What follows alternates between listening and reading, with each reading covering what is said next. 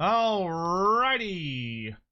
If anyone's there and you can hear me or you can see me, please do let me know. Apologize for the weird silence. I was wrapping up some emails really fast because I won't say who it is yet because I don't know if it's going to end up working out. I really hope it works out. But we might have our first, like, hopefully long-term, or just first general, like, good sponsor for the channel, which is super fucking exciting. But we're in the middle of figuring all that out. So, hopefully that turns out to, or just pans out. That would be so delightful. Yeah, welcome to the stream, everyone. Hope you're doing well. Let me get the game up here so we have something to listen to at least. Lord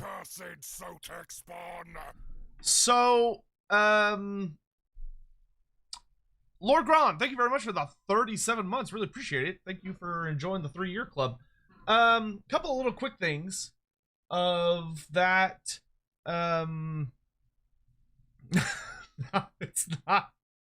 it's not Bad Dragon. Sadly, I don't think I'm in their demographic. I don't think I've reached that point in life where they look at someone like me and they're like, yeah, that's what we want people to think of when they're thinking of our products. We want this guy's face in people's minds.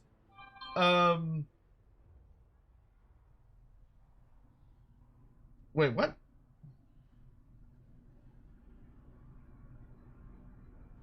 Oh. Okay, cool.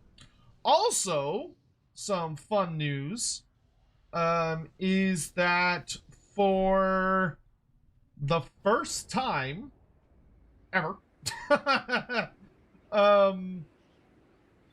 for the first time, the Lorebeards podcast, like the actual podcast version of the podcast, right? So not like the YouTube version of it, but the podcast version of it, I believe has been approved to be monetized, which there's actually a very reasonable chance that the approval actually came through a long time ago, but I finally noticed it, which means that I finally was able to fill it out. Because for those unaware, to put Lorebeards on all of your favorite podcast platforms, I have been bleeding money into that for years. I mean, even before like Lorebeards became its current form. So at least 2 years. I think more like three and a half years. I've just been paying for that without getting anything out of it. But now it's it'll actually be monetizable, which means that it'll actually potentially have the ability to make money, which is nice. Hey Vorn, how you doing? Charter 9000, Tech 27, good to see you all. Zinthic, Ryan Sherman, Rachel Dragon Trail, Biofoot, Jason White, Slezak, how you doing? Rothka, hi, you need more scalies, you're right. I do need to work on my scaly cred. Post-humor, what's up? Have I tried Cathay with the new siege mechanics? No, I haven't. That's a good idea, though. I did, Yeti, thank you so much for the 31 months. I did actually spend some time last night while I was watching, one of my friends, Melizand, she debuted her live 2D model last night, which was super fucking cool. And so I was watching her stream all night. But while I was watching it, I did play a good bit of Legendary Kostalton. Because I had heard some people talking about Kislev, so I just wanted to try it out. And I thought it was fine, really. Like, it definitely slowed, it added a little bit of a speed bump to a couple fights. Like, I wasn't able to take over Kislev as quickly as I used to, but it also made it where I felt so much more confident about defending various Kislevite forts and cities against the Skaven and Chaos, which I thought was really nice.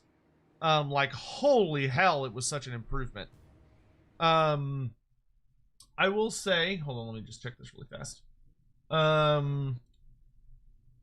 Okay.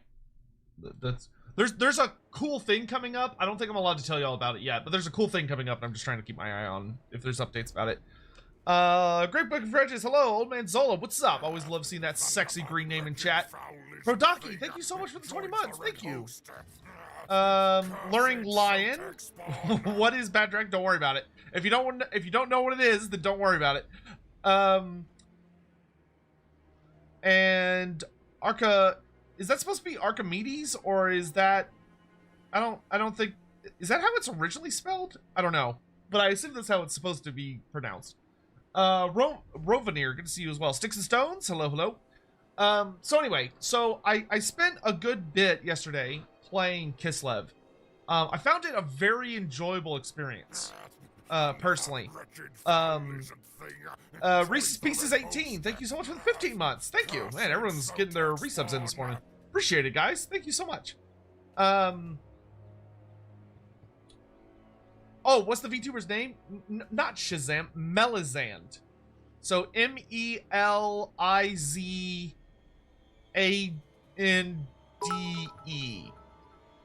Because when you see it, your brain goes, "Oh, is it Melizande?" And that's wrong. Yesterday. Declan Star, what's up? I don't know how I think I responded to your comment and then, oh no, there you are. I just missed you. Calsfar, good to see you. Why not stream yesterday? So Andy wasn't feeling well and up to it because his mouth was bothering him a lot this week, like swollen and stuff. No, Melizand. Here, I'm gonna type it in chat for you. There. Anyway, so that was super fun. I'm going to be assuming she doesn't, she streamed for so long yesterday.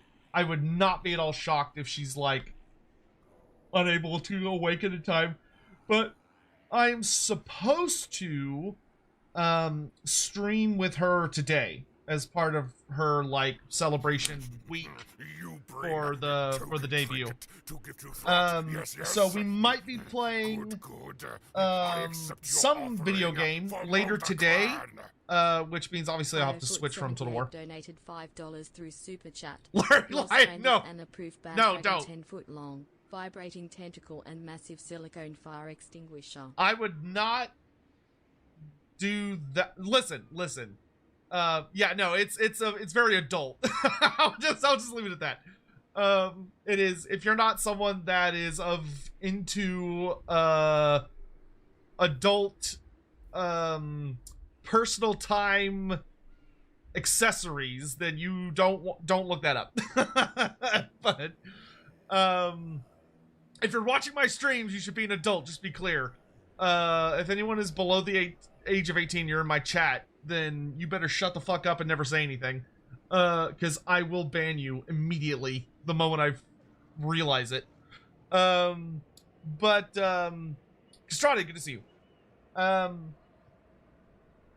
got distracted. Y'all managed to distract me. So, today, I think at like 2:15 p.m., which is in about 4-ish hours, we're going to be playing video games with Mel and some other folks as part of the celebration of her debut.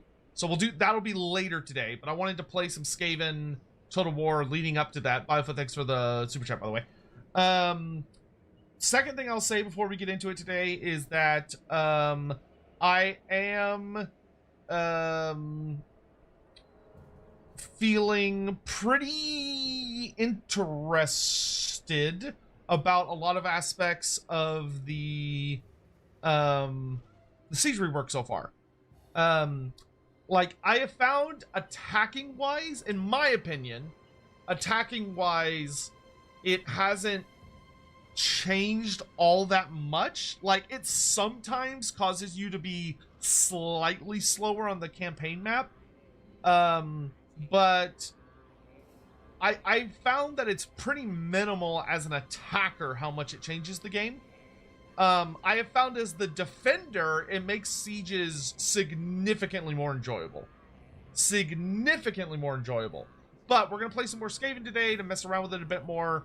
And I'll probably also play some other factions, either online, on stream or off stream, just to take as much advantage of the Proving Grounds beta as I can. I know somebody already mentioned playing Miao Ying. That's a great idea, so I'll definitely want to play some Miao Ying. I think I'll also want to probably play like Village the Curseling to feel like what attacking the Great Bastion feels like. I also do probably want to mess around in the Empire and Ulthuan to feel what the gates feel like. Mr. Vorn, thanks so much for the 5 gift subs. That was very sweet of you. Thank you so much. But in any event, it's rat time. It do be rat boy time. All right, so let's resume where we left off. We're playing Skaven. Chat decided to vote for Clan Pestilens because they hate me. I personally love Clan Pestilens, but everybody knows that Clan Pestilens is a bit so this was definitely people trying to hurt me, but they failed just because I like Skaven. So yeah, we'll go from there. We've killed Tehanuin. We've almost finished killing the elves. It's got munched by demons. Dwarves got munched by dark elves, and now my attention has turned to the Tomb Kings. So yeah. That is a surprising amount of Tomb Guard, but this Tomb King is not holding his weapon, so I'm gonna screenshot that, and I'm also gonna, actually no, I don't need to quick save, I can regular save. Tomb King bug. He should have his weapons out. He should not be trying to challenge me to a punch up, but I'm just gonna auto kill him because it's not a siege and we're mostly here for sieges. Hey, you got a bone breaker. Nice. But how's everybody doing? How's y'all's days been? Hopefully everyone's been feeling okay. Life's not treating you too harshly. Ambush defense chance. Yeah, we'll go with that. And then let's get your wizard to be a bit better. Hoppin, I know you currently can't build any siege equipment when attacking Empire Forest. Yeah, that is the case. Which personally I think should be the case.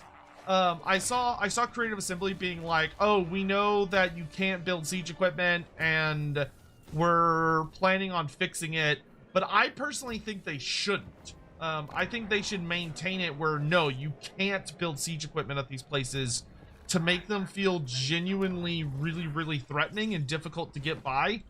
But that's why I want to play as some factions that are trying to deal with them, to see if it's like, oh well no, this is dumb and it's like it's too much and too hard and stuff. I suspect it shouldn't be that bad, but I will wait until I actually have the chance to play it myself before I form an opinion. Bishop of Cheddar, no I didn't, but I did redeem, I did give you your points back. No, I think I named one of them because we only had one when I finally got around to it. Oh, Mr. Ford, okay, that's good to know. Thank you. Enjoying colder weather after a storm, many days scorching heat while resizing some fish images for my aquarium fish project. Fishermen not included. Oh, well. Is it really a good fish project if you don't have any fishermen with it? What does take? Oh, tech everything gives me better magic item drop chance. I'll take that. And ooh, Menace Below gives me missile resistance in sieges. That's not bad. Ooh, but 10% campaign movement. I mean, I really need to get up to the goddamn Plague Monk buffs, but that's going to be a long time. So why don't we go for... Oh, but I have to go this way too. All right, so why don't we get up to Menace Below? Menace Below, this definitely seems like a tech that should give you the ability to... This should... I'm going to take a screenshot of this. I feel like this tech should be able to give you some other kind of siege mechanic. Like, wouldn't it be cool if the Menace Below gave you the ability to, like if it gave you additional uses of your Skaven summon army ability in siege battles, for instance. Or if it made it where more Skaven units could climb walls because they've been, like, better trained for it or something. Hold on, what?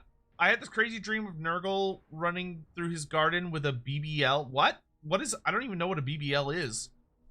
That guy you know, Sotek, how much to get you and Andy to do a Drazoth and Tarmacon campaign?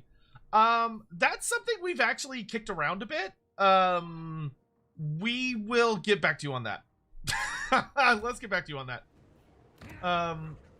Let Andy stop being in, like, crippling agony from his Okay, so here we have a siege. It's got absolute baby defenders, but I don't want to waste any time building siege equipment. I could auto-resolve this, obviously, but I'm going to fight pretty much every single siege battle we have. Because I want to try and see just how different they're feeling. So even though we do have overwhelming force, this should be pretty easy. But we'll see how the AI behaves and how getting into the city is. I mean, I only have 2 effective ways to get through walls, which is my Plate Call Catapult and my Warp Grinder. But I do have him hilariously outnumbered, and I do have some Menace Below uses. Are there Skaven units that claim walls? You mean climb walls? Not in this build, not without ladders, but it's something that I have been saying they should do, which is that they should make it where all Clan Eshin units should have the wall climber ability. So I think that Gutter Runners, Night Runners, Assassins, Master Assassins, Eshin Triads, and Death Runners should all have the wall climber as a passive. So they're able to... BBL is a Brazilian butt lift. Nurgle with a... I don't think that would work. I mean, far be it from me to tell you in your dreams what can or can't happen. You know what? Never mind. You said it was a dream, so I'm not gonna... I'm not gonna be like, well, that doesn't make any sense. I'll just shut up and be like, oh, okay. Cool story. I worry about my brain sometimes.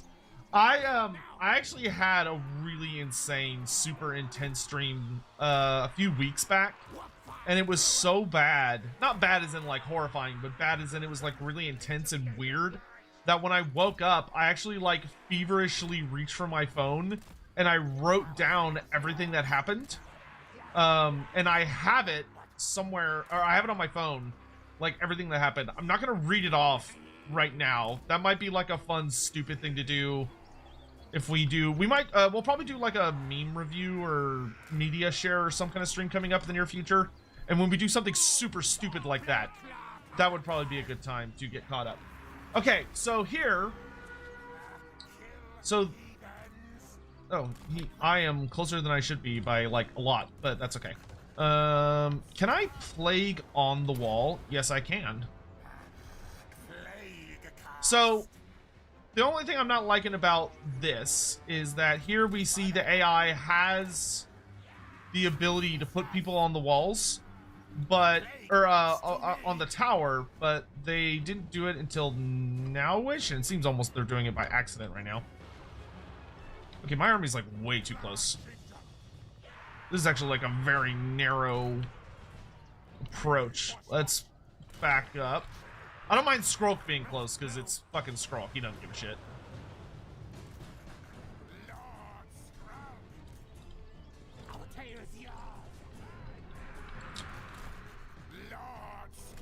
Man, Plague does a lot of damage. Holy moly.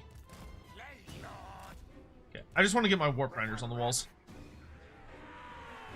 Because if I can smash a wall section open, then we can really start to have fun. But they're going to take a decent amount of missile fire. But I just want to kill all the archers. Ooh, okay. This is... I've gotten close enough where they're actually landing hits on me, so I'm going to run back this way. Stop shooting me! Yeah, I mean, warp grinders get through walls, like, super quick. Yeah, the archers are all dead. That's fun. Alright, I'm just gonna smash all these walls open. Nope. Get juked, son! Alright, now I can summon rats inside to mess with him.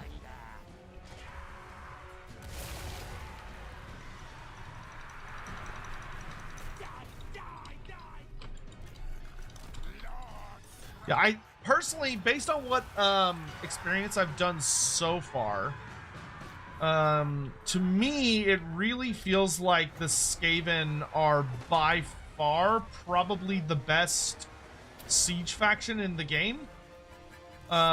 Maybe Chaos Dwarfs will be better, or maybe Dwarfs. But like between the summons, so like really nice, good army abilities.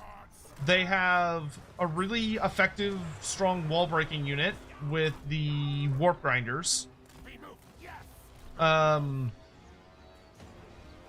then also have like really solid siege equipment and spells. Like, I think when you combo everything together, the Skaven really do seem to me like they are probably the best attacker faction in the game, with like very little wiggle room. Okay, I'm gonna put one more hole in the wall, and then we'll send everybody in.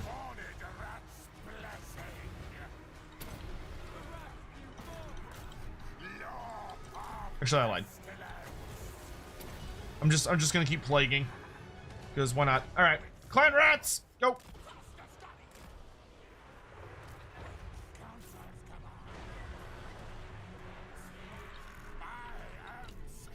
Go die for me. Make yourselves useful. Send in the council guard. Send in the rattling guns. Send in the warp fire throwers. Send in the globadiers.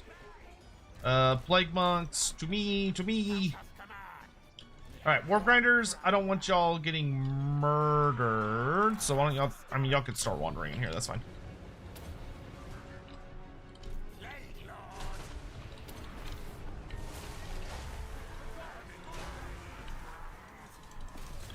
So, like, the thing in my mind is, how do we make more factions just as fun when it comes to sieges as the Skaven?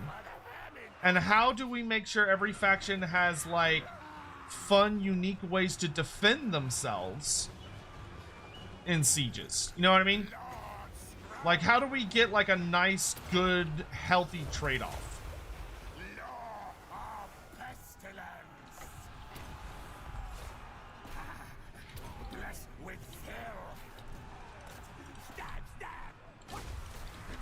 Whoa, catapult. Let's not do that.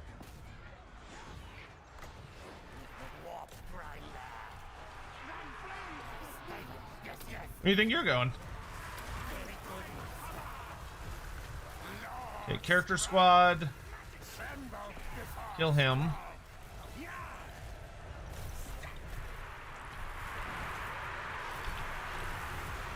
Cathay activating terracottas, which are placed on siege maps. That's a great idea. That is a super fucking cool idea. I love that. Like, I fuck with that. That's cool. And that also feels lore accurate. That's a golden idea. Adrian. Awesome. Great. No notes.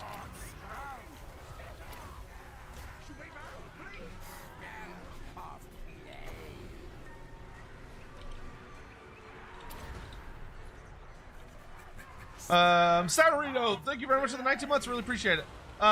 Maybe put a submission lean. Yeah, I put. Yeah, we will. We'll do it. We'll do it one per person next time. We learned our lesson. People get a little overzealous.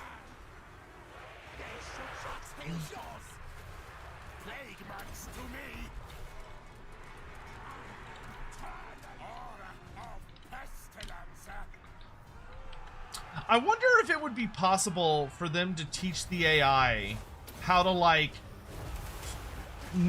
if the walls are breached, is it better for the AI to be like, oh, I should fall back at this point? Or is it better for the AI to be like, no, I'm gonna fight for at the choke points? Because like I could see the either or there, but I wonder what the better decision would be. Do they change anything besides sieges? No. The proving ground is purely to test sieges. Hey Sotek, I'm relatively new to Warhammer. What YouTubers would you recommend watching? Says the King of History. So that depends on what it is you're looking for, good sir and or madam. Are you like, I want to be getting real into like the Total War Warhammer gameplay experience? Are you looking more for Warhammer lore? Are you looking for the tabletop game experience? Like what's your poison that you're angling for? You know, what's the thing that you're trying to find? Because there's a lot of people in the Warhammer community. Are you like, I want a VTuber? I prefer like flesh and blood people. Like it, depending on your qualifiers, we'll say, like the things that you're looking for, I can give you recommendations, but you know, obviously I need to know what it is what do you seek? Lore and tabletop. Ooh, that's an interesting mix. So for Warhammer lore, obviously I would recommend my own channel, but to try and not come off like I would recommend the Lorebeards podcast that I do with Andy Law. I would also recommend watching Andy Law's content, which is the Lawhammer channel. Oh, hold on, guys. Necromancer Hello? Kobold donated $5 through Super Chat. No, I'm working. What's up? A suggestion I heard from Great Book of Grudges is making different faction walls have different health, like weaker Skaven walls, stronger Chorv walls. Okay, can we just leave the heavy stuff and I'll get it? Well, okay, yeah, just let me know when you're home and I can come out and grab everything real fast.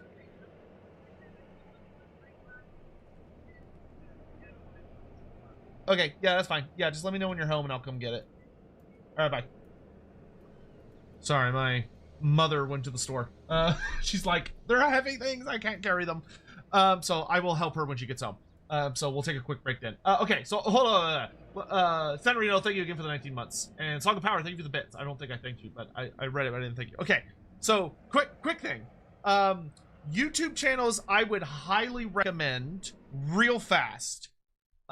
If you want just like just learning Warhammer lore and being able to engage and chat with people, I would really recommend myself.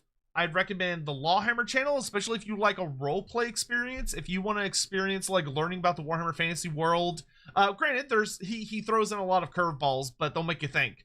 But Andy Law's Lawhammer campaign is a great way to see the Warhammer world from a roleplay perspective, and is by far the best roleplay experience you'll find, like a tabletop roleplay. I would also recommend the god damn it I would also recommend checking out Book of Choyer. Book of Choyer does a really fucking good job. Book of Choyer is more about like really fancy videos that have like a lot of like beautiful presentation, a lot of really unique art and they do a lot of really very cool things to try and sort of spice up the viewing experience. So they're really fun for that. They also take a lot of just kind of stuff and just sort of throw it on there. There's been some I will say that I am a very picky person. And when it comes to Warhammer lore, I am super duper duper duper duper nitpicky about a lot of things. So because of that, I don't tend to enjoy videos where people just like regurgitate written lore, but I also don't like when people try to tell stories and they're just getting stuff like really wrong. So I'm a bit nitpicky when it comes to that. So I have a very high standard for like enjoying Warhammer lore, in that I want to feel like the people that are talking about it really understand what they're talking about. And admittedly, I don't think there's many people that super fall into that category. That being said, there are channels that tell stories in unique ways where everything they say might just be copy paste, without really understanding the context of what they're copy pasting, or they might be telling their own stories, but I would have severe disagreements with it, which doesn't mean they're wrong. It just means that it's not the version that I would go with, because it's very difficult, funny enough, to be genuinely wrong with Warhammer Fantasy, because the canon is all over the place, and a lot of it, a ridiculous amount of it, is up to your personal interpretation. So I don't want to say like, oh, only I'm right and everyone else is wrong, because it's not that simple.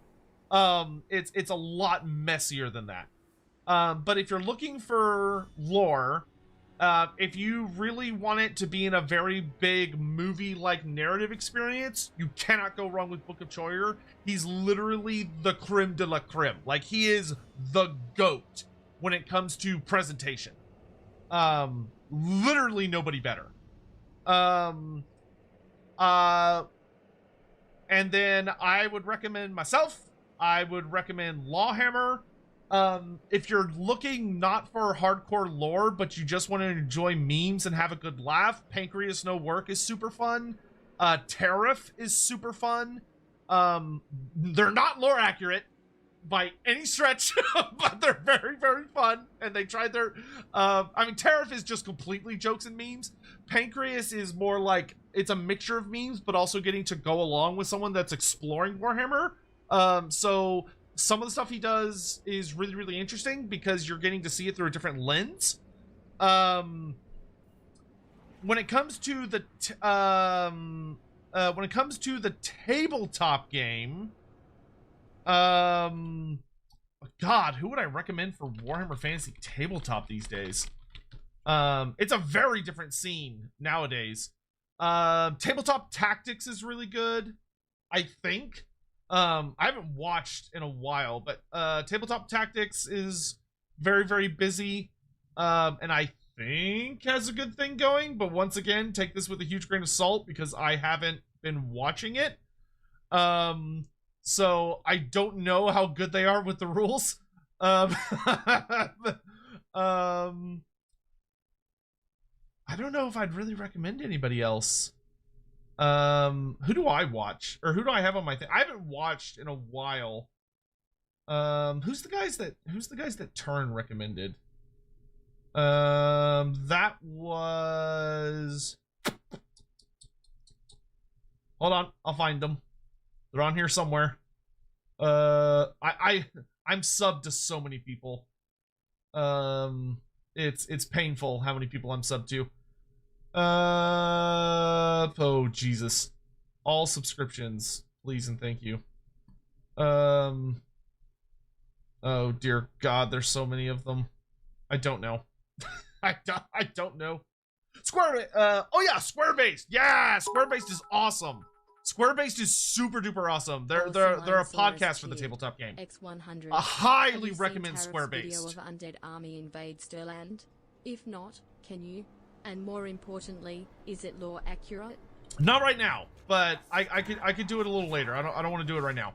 But yeah, Square-based. Highly recommend Square-based. So hopefully that could give you enough to get started.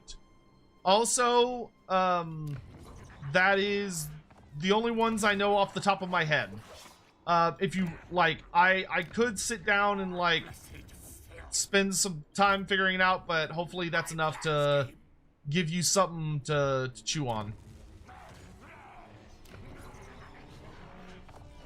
And I would say, you know, go forth and explore and figure it out. You're a big boy. I believe in you. You can do it. I kind of want to save up my money so I can upgrade Oxiol, but I also kind of want to not. Yeah, I should save up money.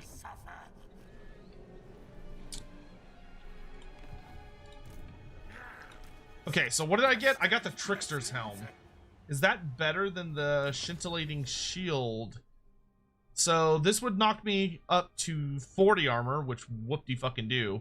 10% ward save is nice, because that would kick me up to 33% ward save. Yeah, I'll put that on Skroak. We'll put the Scintillating Shield on our... We can put it on our Plague Monk. And then on our Chieftain, let's do the Helm of Discord.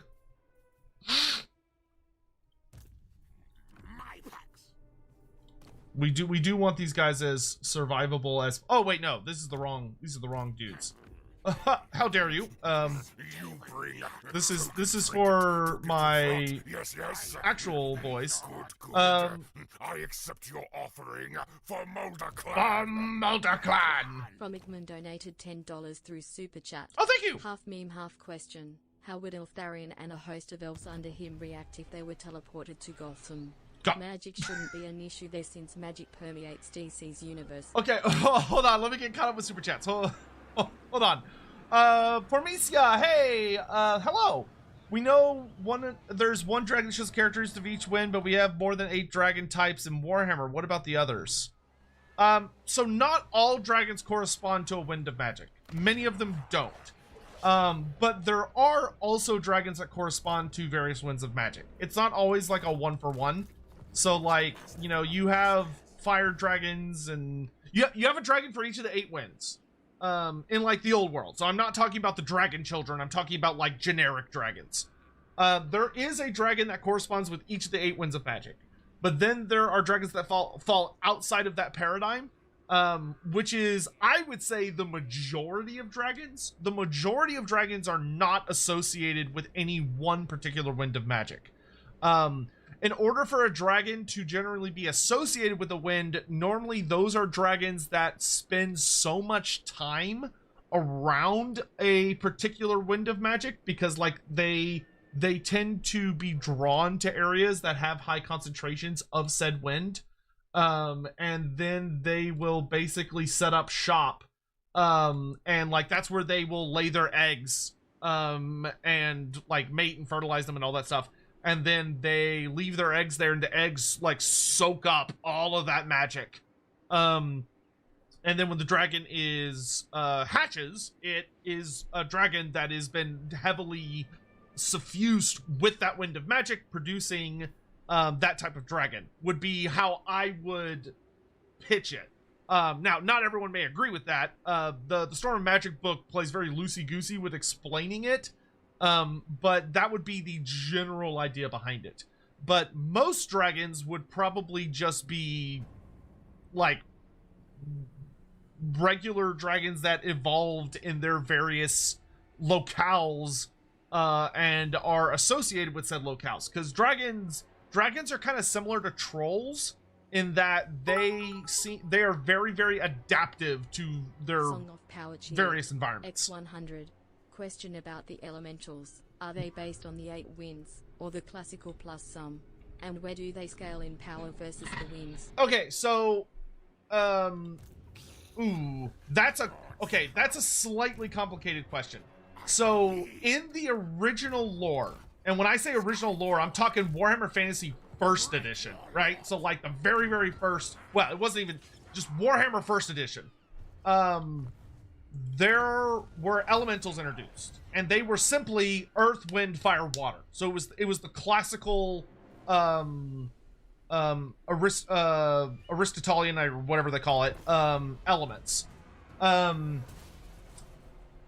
As Warhammer evolved, they kind of remained lurking in the background, and then they kind of moved over to Araby, and Araby kind of held on to the elementals, but they got transitioned into making sense with Araby's Middle Eastern aesthetic. So, you know, you had your Ifrits and your Naiads, though they're actually usually called sea nymphs down there, and stuff like that. But you always had lurking in the background the idea of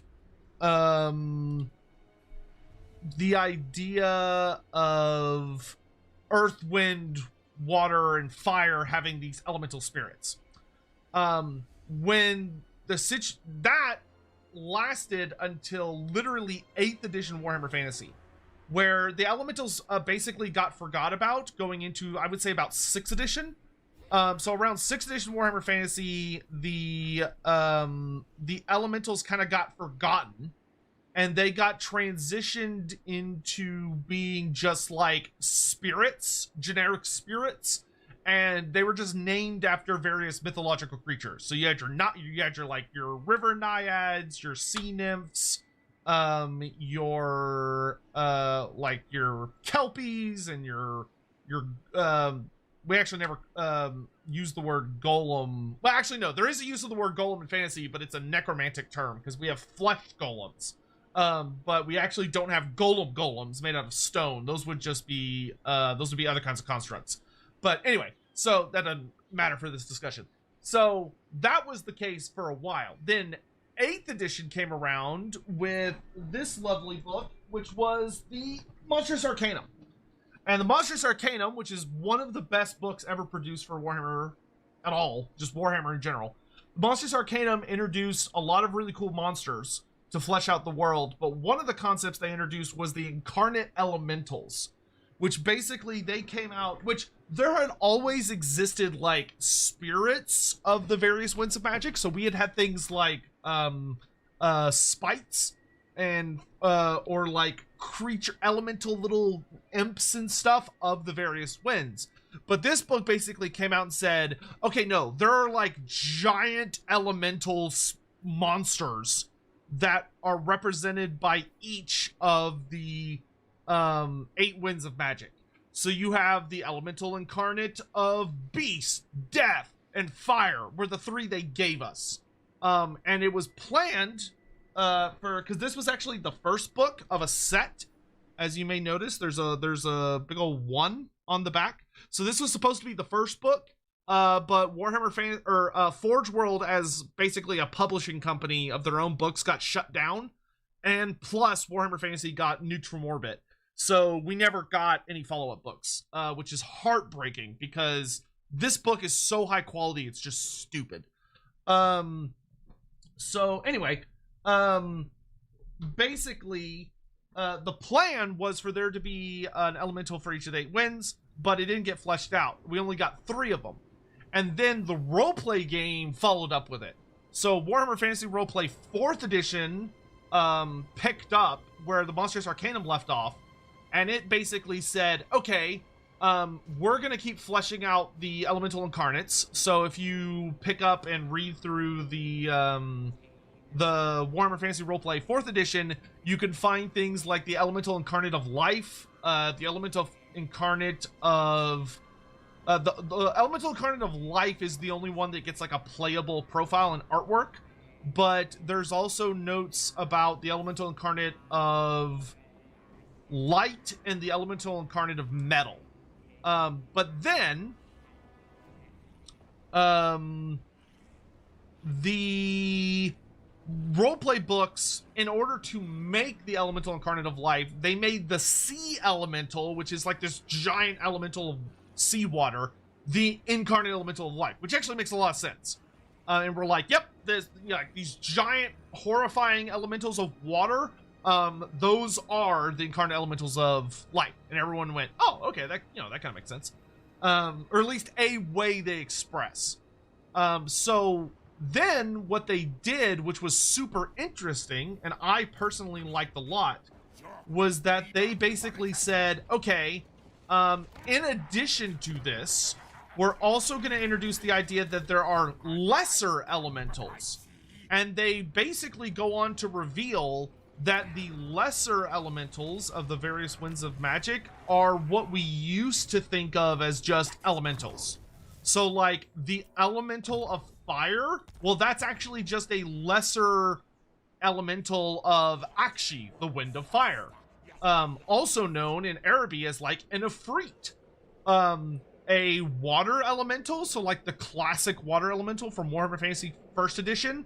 Oh, well, that's just a lesser elemental of the Wind of Gyran, the Wind of Life. Also known as like a sea nymph down in Araby. The Jinn, which are like the powerful like wind spirits, are actually lesser elementals of Hish, the Wind of Light.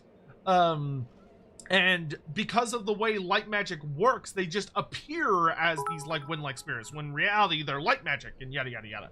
So the answer to your question is functionally, do you talk with the other content both. Creators about this siege rework? Having seen a few of everyone's videos on it, there seems to be a somewhat consensus about changes needed. What are some arguments you have heard against making the changes you suggested? I'll get to that in just a second. Necromancer called out a suggestion I heard from Great Book of Grudges, making different faction walls have different health, like weaker Skaven walls, stronger Dwarf walls. I feel like that is unnecessarily complex. Like, I mean, you can do that, I suppose. But I think the reward to actually, okay, I'll say this.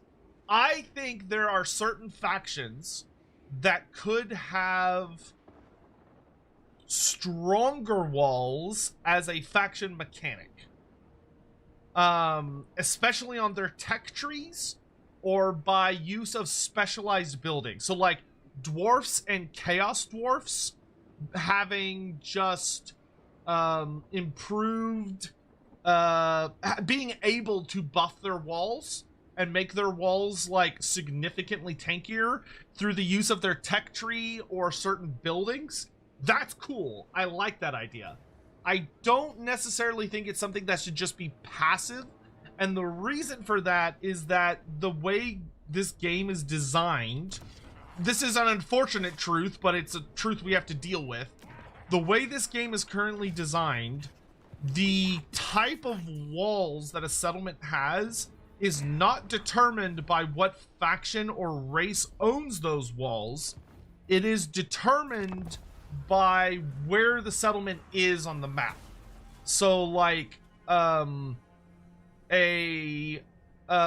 of the time, with rare exceptions, but like most of the time, if you like take over Black Crag as the Empire, you don't get to fight in an Empire version of Black Crag. You're gonna fight on Black Crag, right? So it's a bit of a toss up. It's because of kind of the like the messiness of the system. I would say that I don't think giving the walls a base health based on the races that are in them would be a good idea. I don't think that would work out well because of how the game is currently designed. Because in order to do that, you would have to get CA to like go back and redo a lot, which I don't think would be worth it. I think the payoff would not be very good. So I don't agree with that. But I do like the idea of races that specialize in siege warfare having unique interactions, and being able to mess with it. So, like, giving, for instance, dwarfs and chaos dwarfs the ability to buff their walls and make their walls better than everybody else's walls. Awesome. That's a great idea. I think we should do that.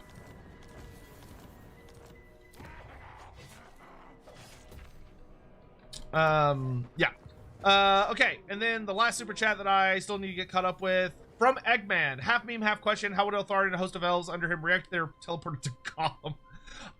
Honestly, they would become immediate horrible villains. If you want me to be really, really honest, they would become massive bad guys almost immediately. Because Eltharion fucking hates everyone that's not an elf. Eltharion is like super racist, and doesn't like people or humans. He would have serious issues with everything that Gotham is. And assuming the elves didn't just immediately throw themselves off the nearest building in an attempt to get away from just the awful suckage that is Gotham, like I think Eltharion would want to just burn it to the ground. Like it would take a fair bit for someone to come to him and like convince him not to just burn everything to the ground because it's horrible and awful. But if you could get him on board, he would probably pick an area of the city that he'd be like, this is elf territory now, and we're gonna defend it brutally.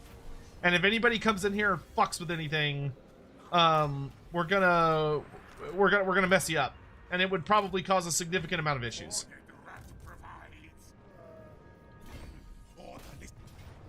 Bonk.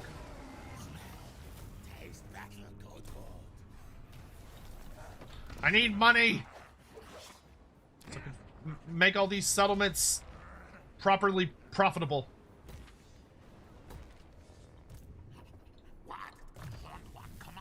Okay, devious and dastardly and devious is success chance for ambushing and making my heroes in the area better. Life is cheap is casualty replenishment, Skaven slaves. Ravenous expansion is faction wide buffs. But also increases Skaven corruption. Yeah, I'll take the faction wide buffs, please and thank you. Like, shit. Don't have to ask me twice.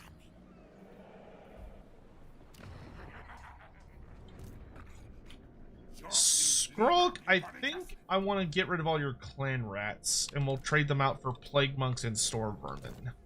I think is what we want to do. So let's fire all those dudes.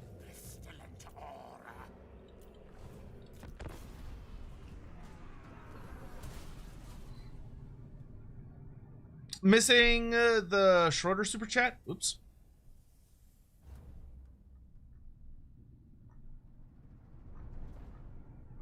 Oh no, that was bits. I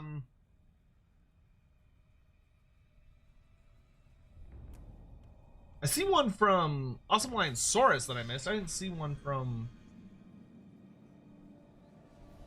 I don't see one from Schroeder.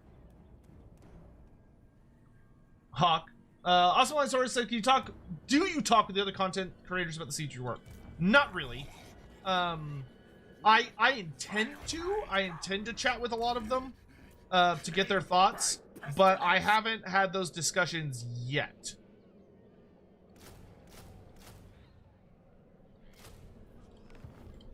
Is what I really should say. I 100% intend to have those chats because I like to know what they're. I like talking to most of them when the opportunity arrives. And that allows me to kind of know what's going on in their heads and being able to, you know, have an idea of what's working for some people, what's not working for other people, and to go from there. But, I haven't had any discussions with them yet.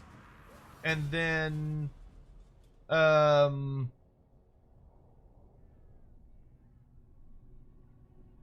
have also not watched any of their videos. Like I know Zerkovich just put out like a big video on a lot of shit about the patch, but I will probably watch it at some point this week, but I don't want to watch it. Oh yay, I got the plague on Skrulk. Hooray!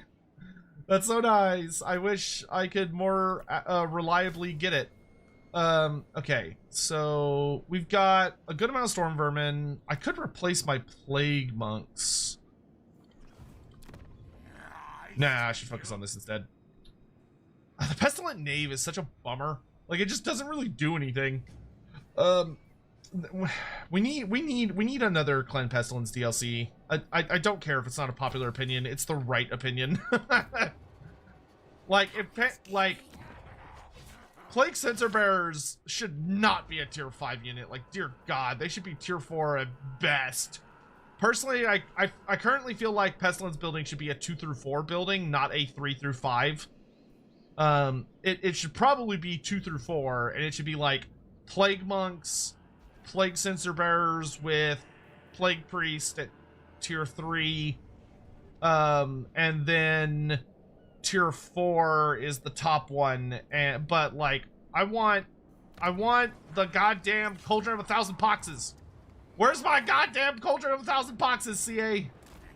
I'm gonna have him go do that thing. I want it. Living without it makes me very sad. Okay, that doesn't give us a perfect army, but it gives an army that I can function with. I might switch. I'll probably switch out the Poison Wind Globadiers for Molder units. I think I'd rather have armor piercing wolf rats than Globadiers, but we'll play by ear. Yeah, he does need the ability to make plagues. That's very true.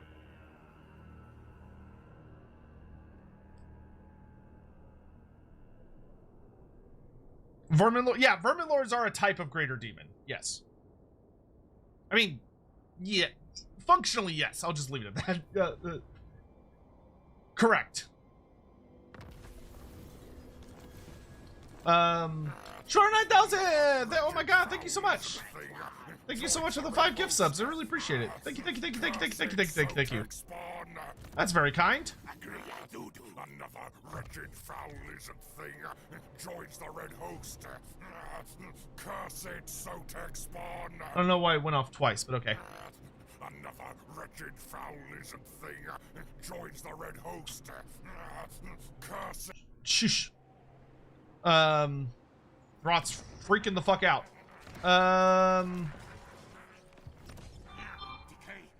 What do I get for this? Oh, I got Poison Wind Mortars. Ooh, I do like mortars. But I think I'd rather have more buildings. Let's get a garrison so that when and if Khorne of the Dark Elves decide to stab me in the back, it won't be as bad. Actually, can I get closer? There we go. If I do that, that'll let me heal, which is better. Okay, I think he should be relatively done freaking out. I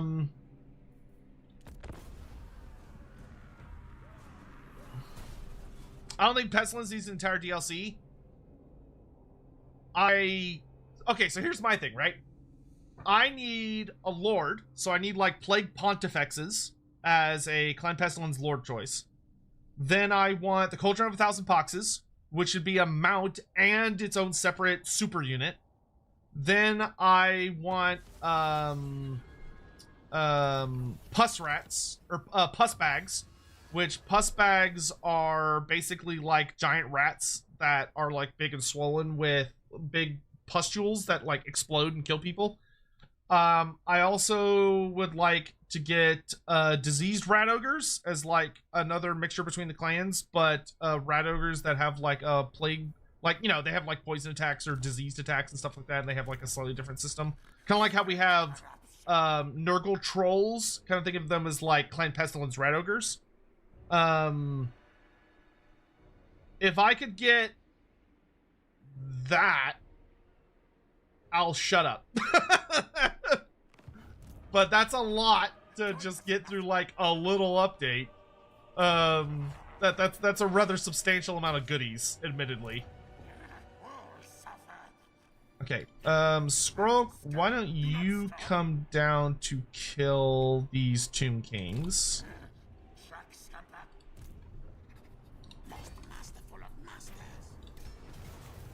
Pyrrhic victory, good enough for me.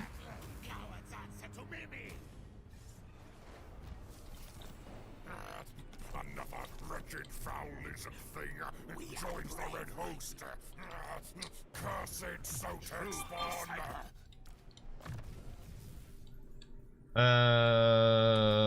Yep, more Scarred Veteran.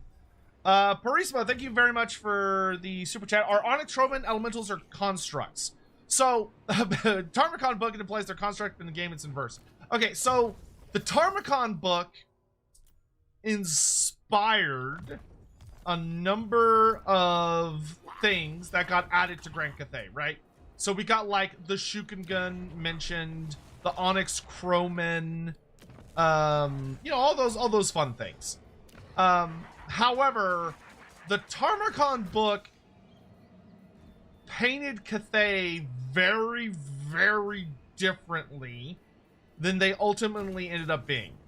If you actually go through that book with a fine-tooth comb, you will very quickly realize that that is not the Cathay we ended up getting. And the very blunt answer as to why is that that book very much conflated like a significant grouping of Asian cultures all together and was like, all of this is Grand Cathay. So instead of being like a Chinese faction, it's more like a Chinese, Japanese, Korean infused faction. Which, because they weren't a playable army, and they didn't have any art, and they didn't have any minis, and it was more of like, oh, look at this spooky thing way off in the east. They kind of were able to just get away with doing whatever. But the book does not translate well. And they didn't really worry that much about what they were doing. So, like, the Onyx Croman in the actual Tarmacon book are, they're made of onyx, as in, like, the stone, but they're also able to, like, swim up through stone. Like, there's a whole scene near the end of the fight with the Grand Cathay, between Grand Cathay and Sile the Faithless, where like the Onyx Croman and several other types of constructs literally swim up through the concrete and like start grabbing people, and you're like, what is happening right now? And it's like super crazy. I think my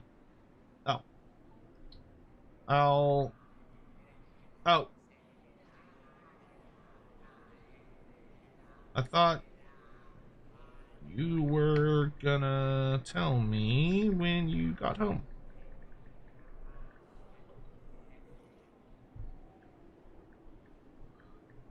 I would have come down. My mother is sneaky. So anyway, but as Total War got to the position where they were like, oh, well, we actually want to like make Grand Cathay real, they actually like sat down and kind of figured everything out. And you'll notice when you go back and play the original that like version of Warhammer 3, that the Onyx Croman are just like birdmen, but like they're just bird guys. And then CA kind of sat on it and thought about it for a bit, and they're like, okay, well, no, these guys are elementals. Which was revealed in the lore story that came out with Yuan Bo, where they kind of just kept expanding on Grand Cathay. So, what are they in the lore, to put it very bluntly? The Onyx Croman are elementals. They are elemental creations of yin magic. So, there are these individuals that are known as Shadowcasters, who create them. And all we know about these Shadowcasters is that they work for the Moon Empress and that they specialize in yin magic, but they also likely specialize in other stuff. Filthy Slaven. Yes, yes. Smiley face emoji. Slaven? Slaven? Is that the slang name for Skaven slaves? I kind of dig it. I'm not gonna lie. What's up, my Slaven? But thank you very much, Jasseth, for the 47 months. Holy fuck, that's a long time. Killer Halo, thank you very much for the Prime sub. Welcome to the community. I really appreciate you joining us. Thank you so much. Thank you very, very much for joining. I really appreciate it. Oh, you know what? I don't want Skrull to go there just yet because I wanted to switch out my Poison Wing Globadiers. Globadiers are great, but they're a little spooky in armies with high quality infantry because they end up friendly firing like motherfuckers. From Eggman, so how big do high elf families get? Jesus. I'd wager they must be ginormous given their lifespans. Do older members of family get special treatment? So I would love to look at you in the face and say, I can totally give you super canonical, awesome answers for all of these questions you just asked me. Unfortunately, I cannot. All I can say is, GW, don't worry about that no much. That's not really something they've expanded a lot on. What bits we do know about High Elf culture, does tell us some information. Like, we do know that, High Elves, so they are prone to that the eldest of the families carry a significant amount of authority. The eldest kiddos often will end up taking like the position of a, you know, notable member of the family, and inheriting like an important role. However, how big elf families get is an excellent question that GW really should have answered, because you're right. Elf armies in general should be absolutely fucking massive, because most of them just live forever. They don't, like, elves do die of old age, but it seems to be pretty avoidable if they really want it to be. You know what? I will take the Pit Fighters of Hell Pit. That's fine. Like, it seems perfectly within their ability to extend their lifetimes without hurting themselves. But that being said, we don't really have a lot about elf dynamics. Pretty much everything that we have comes from Warhammer Fantasy Roleplay 4th edition, which, despite the fact that it's the 4th iteration of the roleplay game over the last 40 years, it is hilariously the first ever edition that actually got a supplement on elves. Because the elves just got absolutely left in the dirt because everybody was just like, yo, fuck elves. In all the prior editions. Every prior edition just, I guess, imploded before they got around to the elves. Which is a little funny. But I think it's made them much more mysterious than they were intended to be. Hey, Alexander, thank you so much for gifting 5 memberships. I don't have a good setup for how that's supposed to work, so we all just get to listen to Throt curse me just over and over and over and over. Which, you know, to be fair, Throt would hate me. Thank you so much. I really appreciate that. Whoa! I think, guys, okay, we kind of have a choice here. Do we want to be friends with A, do we want to be friends with anybody? B, or nobody. So we can be friends with nobody at all.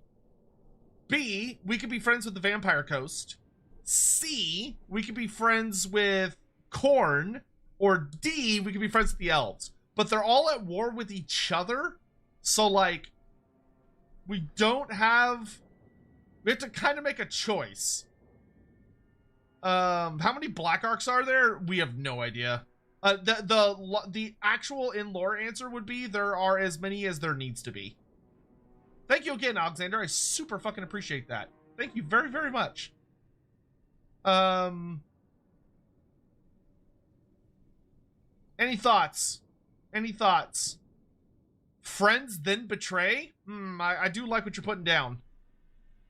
Khorne's in a fairly vulnerable place, so we could befriend him for now, and then we could backstab him later. Good. God.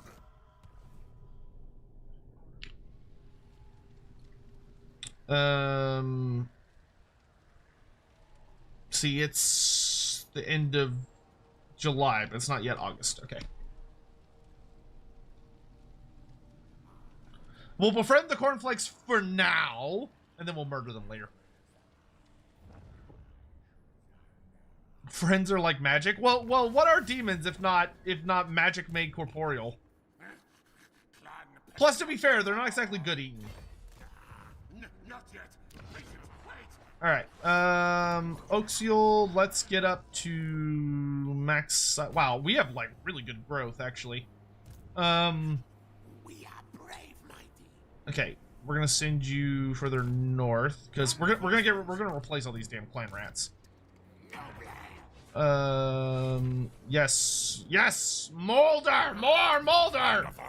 Sticks and Stones, thank you for gifting. Oh my god, you guys are being fucking nuts today, my dudes. Thank you so much. Unfortunately, once again, that's gonna trigger Throt. Unfortunately, he gets. Listen, he's a hungry boy. He needs every meal he can get. You know, the boy's gotta eat. Boy's gotta eat. Is the bug where you can get other factions heroes permanently still a thing? Probably. I don't know how to do it. You have to like do a thing to make it go off. Cursed Sotek spawn. Another wretched foul lizard thing joins the red host. Cursed Sotek spawn. Throt, you have to speak up. I didn't hear you. Oh wait, I timed it wrong. Fuck. No, it was supposed to be funny and I fucked it up. Money. I need money. Okay, you're gonna go keep an eye on the north. Because I'm about to massively piss off the Dark Elves. Because he's like, oh, I'm allowed in his territory. I mean, you were. Hello? Oh, I didn't get an ambush. I refuse. Ambush! Yeah! I'm not gonna lie, that is actually kind of a scary army. Bro's got like a lot of dinosaurs and a woolly mammoth. Alright. Great guy! In this campaign, I try to keep major factions alive to one-tier settlement for lord traits. That's fair. I personally do not engage in trait farming. But I do believe it to be a respectable policy.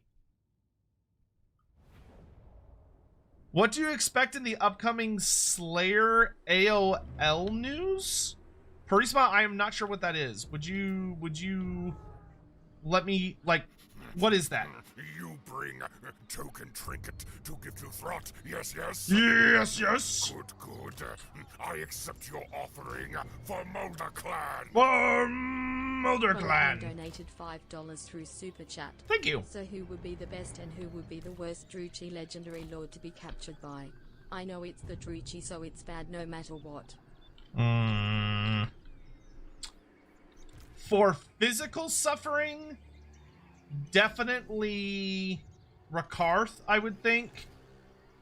For, like, you're going to eternal damnation, your soul's gonna be fed to demons, so you're probably never gonna get to actually rest, and you'll be fed upon for eternity, so you're literally going to hell. But, like, the worst version of hell possible And like, there will never be a rest. You will probably exist in perpetuity for all of time, and you will never sleep, and you will never know peace. Marathi by like a billion degrees. Marathi would be by far the worst. Like, holy shit, she would suck, dude.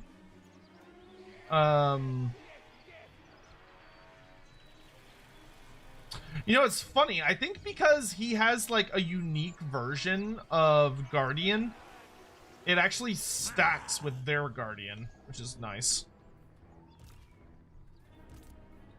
Okay, Storm Vermin, y'all will handle the big dinosaurs and other big fat things. Rat Wolves will have you come in from the other side. Army of the new Army of Infamies coming in from the new books. Well, the Slayer one, I feel very, very confident is going to be like a nice nod to the... I think it's going to be based on the Slayer army from Storm of Chaos. So I think it's going to be like, you could take Ungrim, you could take Demon Slayer Lords, and like they've got like some fun new gimmicks. I think it's going to be very heavily inspired by the OG Slayer army from...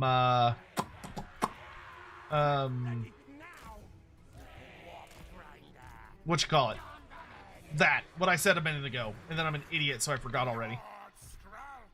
Okay, Plague Monks. Actually, why don't y'all take... no, it's fine. We can keep characters together. It's fine. Okay. And then you two... Okay.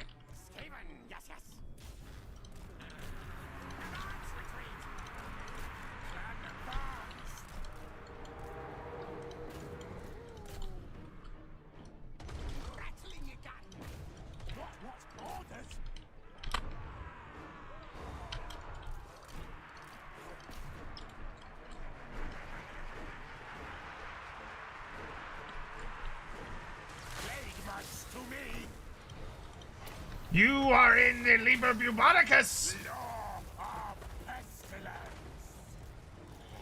Ready, ready. Move! Agreed, yes, yes.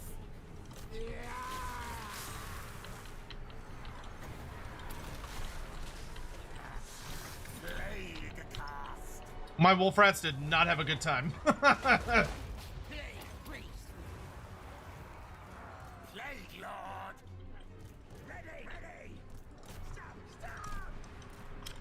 That's okay. Let's drop a fat plague over here. Blessed with filth. Stop! Chill, Wendig, that hurts!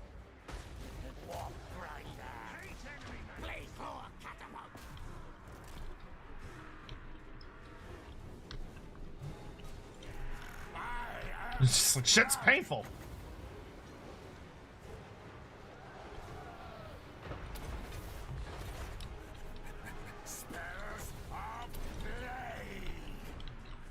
Okay, enemy general's dead. You lot go this way. I'm gonna go over here and kill a big monster.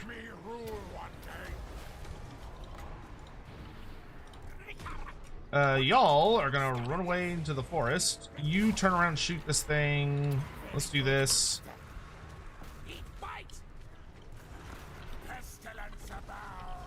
We're gonna get poison text all you nerds.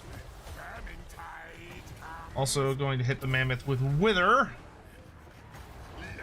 And then I'm going to summon Plague Monks.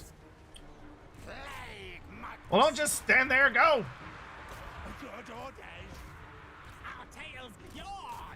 Stop just standing around, do something!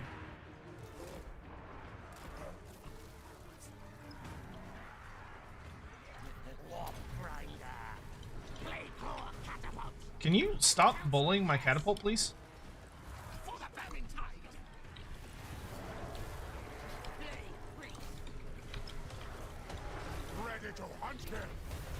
I don't know why I popped that.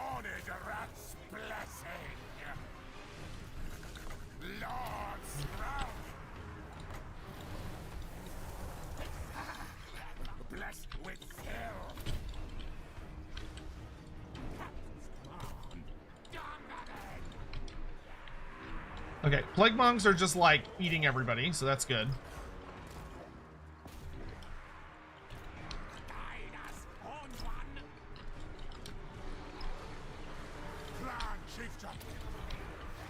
Their little character squad is nasty.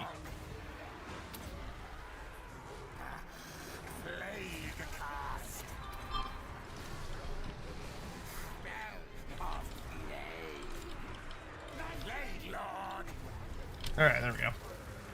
He was in March stance, so I don't need to chase him down.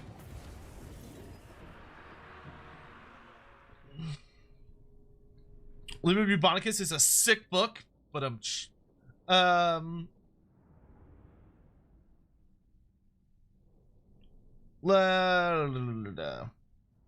Malekith be the best one to be captured by her, or was that Ricard? No, you wouldn't want to be captured by Ricard, because Ricard would torture you and then feed you to his pets. But he would torture the shit out of you. I mean, it depends on who you are, precisely. Malekith would probably... The best to be captured by, depending on the situation, would either be probably Malekith or... Malice Darkblade. Like, Malice Darkblade sucks, and he's a massive douchebag. But, I mean, all Dark Elves are. Malice, though, like, has enough weird shit going on with him that you might be able to get away with somehow convincing him that you're worth getting away and, like, surviving. But, I mean, if you've read his books, you know that the really bad thing about Malice is that he is very, very likely going to flay you alive. Even if he does decide to quote-unquote spare you, he's probably going to do it under the guise of, like, literally skinning you, while not killing you. So, like, you might survive, technically, under the strictest definition of the term, and even be allowed to go home, but you're probably going to be missing most, if not all, of your flesh. Which, you know, you might have some issues with, understandably. So it just kind of depends on your mileage.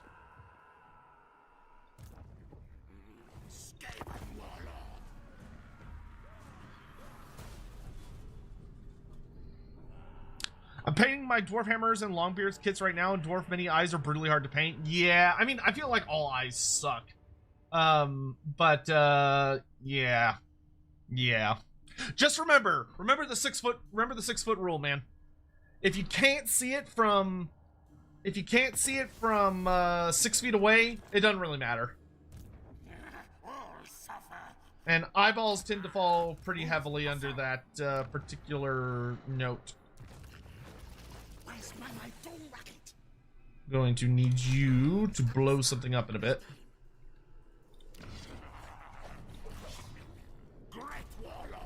Okay, why don't I want to get you some rat ogres. So okay, I just sit here and look pretty for a bit, I guess.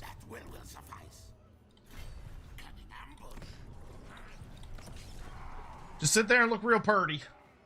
Oh, I can upgrade Oxiol to a max tier settlement if I'm patient.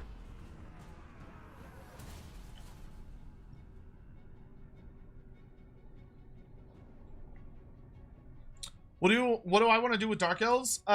Realistically, shoot them from a safe distance, preferably. Now, if I, like, have been given a silver tongue and powers of persuasion, I mean, I don't know. I don't know. Maybe see where the night takes us, you know? Depending on how horrific they feel like being. Maybe it won't be so bad. It probably will, but it might not be. You never... Sometimes, you know, maybe we could be open to new experiences. Who am I to judge? Who am I to say? I think we might phase out the rattling guns in this army.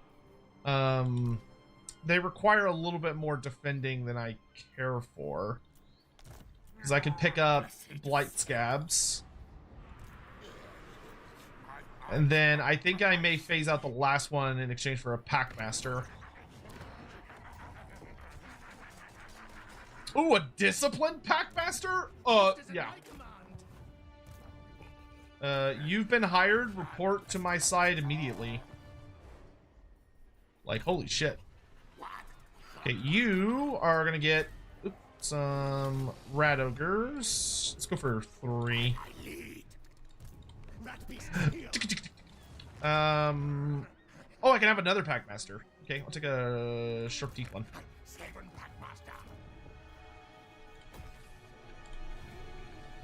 Damage building. Oh, right, because, yeah, okay. Never mind. I'll shut up. I was about to complain for no reason. Did Pancreas take over Sotek there for a second? Listen. Okay, Pancreas is a baby to thirsting over elves. All right, like, in the scheme of gooning for Warhammer stuff, Pancreas is but a fresh babe on these shores. I have been entrenched. I have been lost in these jungles for decades. These were formative experiences for me. How dare you compare us? We are not the same. He is but an infant compared to me. I am the plague lord. And I take offense at you putting us on the same scale. I take genuine offense. How dare you? Brass cleaver. That would be very nice. Who do I want that on? I think I mean, it's actually, yeah, it's such a good buff. Well, let's put it on you. Forbidden Rod is quite nice, but I don't think I want it on either of. Actually, I can put it on this guy. It's fine. I'll take the scroll power. It's fine. Well, no, I won't. Never mind. I'll just leave that dude naked. Trickster. I'm not using him as a wizard, so actually, a Trickster Shard is pretty good. Because I'm not using him as a wizard, because it just makes spells more expensive for the enemy, which I will happily take. Sotek, the least straight Texan I've ever seen. Listen, okay, listen. I don't think most Texans are as straight as they purport to be, all right?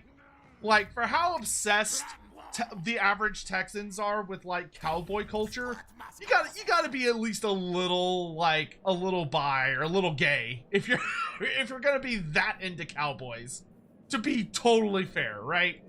Like, I think being like, oh, Texans are so like, yeah, sure, we have like kind of an obnoxiously obsessed culture, unfortunately, but like, I don't know, dude. If you've ever been to like Austin or Fort Worth or Dallas, they're pretty gay. they're pretty gay. Adepta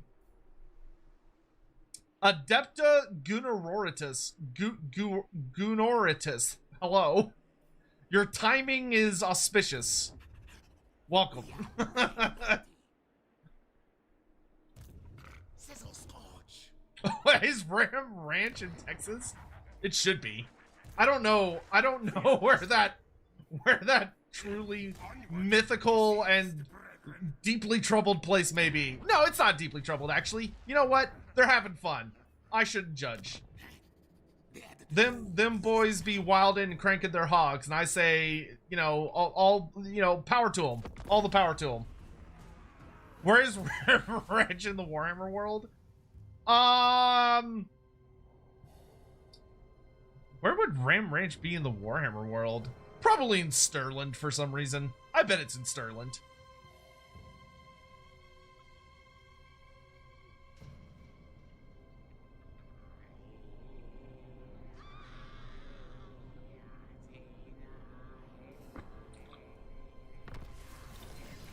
Raise or sack the Golden Colossus. Okay, I will put that on my to-do list. Oh, the Tomb Kings are still alive. I'm genuinely surprised. I thought they were dead.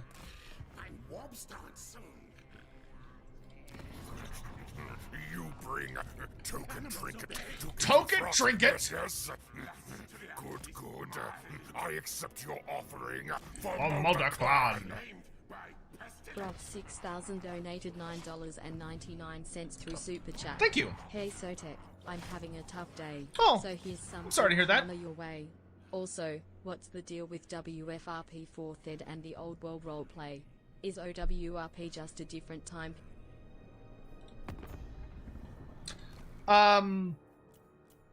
So, okay. I will say, okay, first of all, I'm sorry you're having a tough day. I hope your day gets better. You should tell your day that Sotek said it can fuck right off for not being a good day, and how dare it, and it should be ashamed of itself. Tell the universe to give you a good day, because you deserve it. And, fuck bad days, right? But, you know, this too shall pass and all that jazz. What is the difference between 4th RUP and Old World Roleplay? So, from a... Okay, so, first of all, they're very different systems. So, Warhammer Fantasy Roleplay 4th Edition is a percentile system. So, you play the entire game with D10s. You only use D10s. That's it. And everything you're rolling is for the most part, based on percentiles. And it's super duper fun, and it takes place in the modern Warhammer Fantasy era. So Warhammer Fantasy Roleplay 4th Edition takes place during the era of Karl Franz, leading... So it usually, if you play a typical campaign, you'll start in like 2512-ish. So you're roughly 15 to 20 years before the end of the world. If you are playing Old World Roleplay, it is a completely different system. I want to say it's I don't remember if it's a dice pool system. So if it's like a bunch of D6s or if it's something else. I haven't read it yet, so I'm not 100% sure what system they use. But they use a different dice system. I want to say it's a dice pool, but I'm not 100% sure. And it takes place 250 years before the era of Karl Franz. So it's in a different time period, and it uses a different mechanic system. But they take place in the same setting. That is the difference between 4th Edition and Old World. Shurani says, I play Warhammer 2nd Edition. No world end just because Storm Chaos.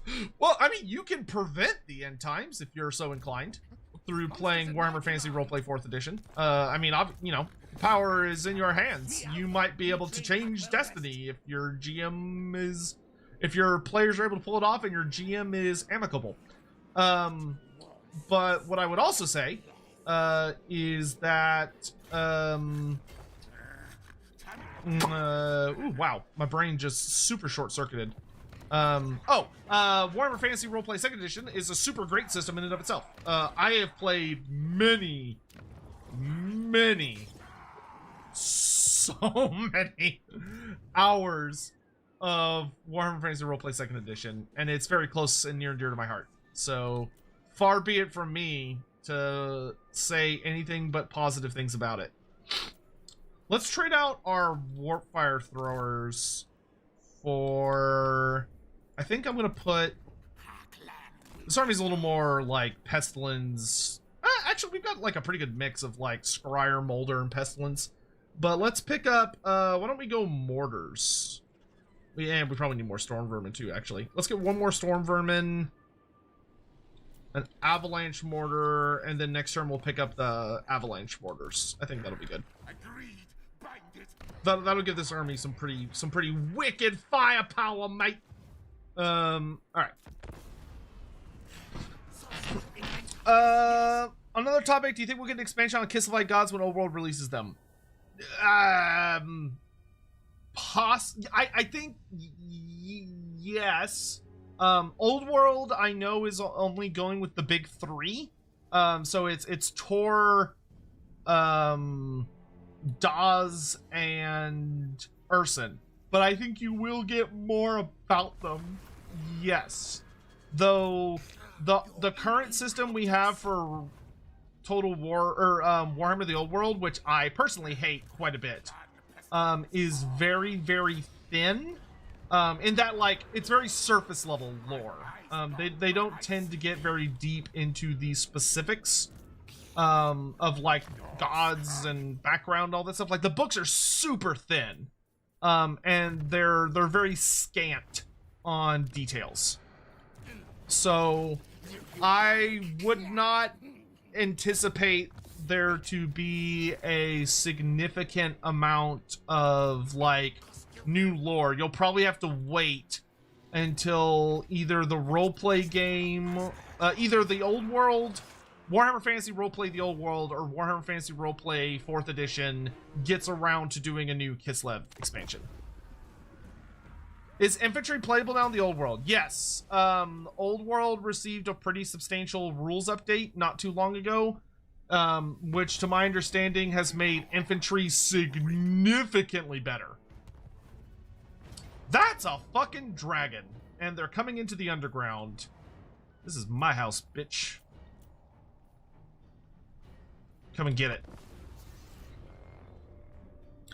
I'm currently brainstorming ideas for a dwarf-focused Wolfrip campaign. Got any nice concepts you could bestow? This invitation is also directed to the rest of the Skaven litter. Thor, I mean, the classic you can never go wrong with is retaking Carrick 8 Peaks. So, like, getting a group of players together who, for their various reasons, get swept up in a new group that is going to make the... So, it's nice because the campaign has, like, layers to it. So, like, the first part of the campaign is, like, all of your players getting together and getting to know each other, and you can either have them start off in a dwarf hold somewhere else, and they have to, like, make the journey to Carrick 8 Peaks, which allows you to do a lot of environmental storytelling about, like, the, you know, the great journey to even just get there. And all of the difficulties and trials that comes with, while also allowing them to like know more about the world and see how isolated and desperate the situation is. And then you have like the next major stage of the campaign, which is when they actually like arrive in Carrick 8 Peaks. And you know, you get to like meet characters like Belagar and Dudagar and like all these really famous dwarf characters. And you know, get to learn what the hell's going on and yada yada yada. And then you can, excuse me, that was a big yawn. You know, so you can like play around with that. Like there's a lot of little things you can do. Ultimately, it's up to you what you want to do. Yeah. That's usually my go-to recommendation is joining the fight for 8 Peaks. If you wanted to be a bit spicier and you want it to be even more isolated, you could do a prison break at Blackcrag, also known as Karakdraz, which is so the relatives of the king of Karakazul, good old Cazador Dragonslayer. His relatives have been captured and imprisoned in that hold. Or that greenskin fortress with, you know, Gorfang Raka and everything, and they're being held prisoner there. So you could have your PCs do a prison break where your job is to sneak into Blackcrag and try to find his relatives and bust them out, which would be insanely difficult and super terrifying because it's not a question, like, because if they get caught, you're fucking, you know, best case scenario, you also get imprisoned. Likely case scenario, you're fucking dead. Yeah. Hopefully that helps. Okay, he's attacking, so I'm gonna let him come to me. That way he has to come up over this hill, which is immediately gonna turn into a killing ground. Are the dwarves currently trying to reclaim Kazid Vosk in the old world narrative? Yes. Which they will almost certainly succeed at that particular one.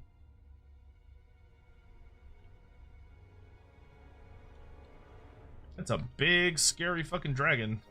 Oh, she's got Arnsapal's Black Horror. I'm scared.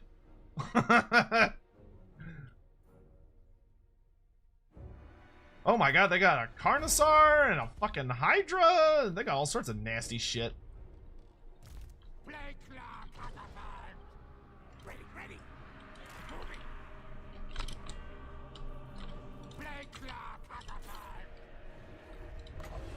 See if I can find his bolt doors back here.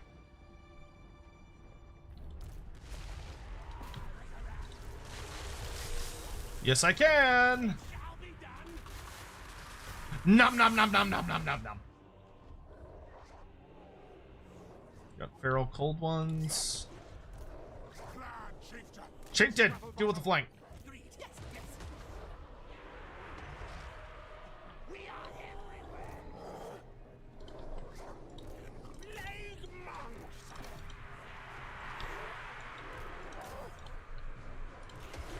Lord Scroll.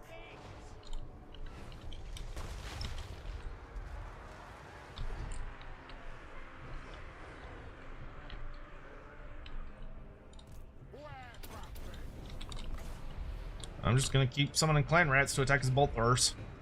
Skaven. Yes, yes. Storm burning. What orders? We serve. Red Avoid balancing constant. Die, die.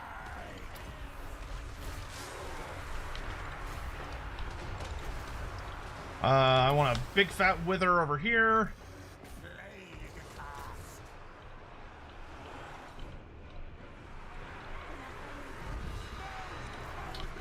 Lord Scroll. Ready to hunt kill. Warlock shows me. Lord Scroll.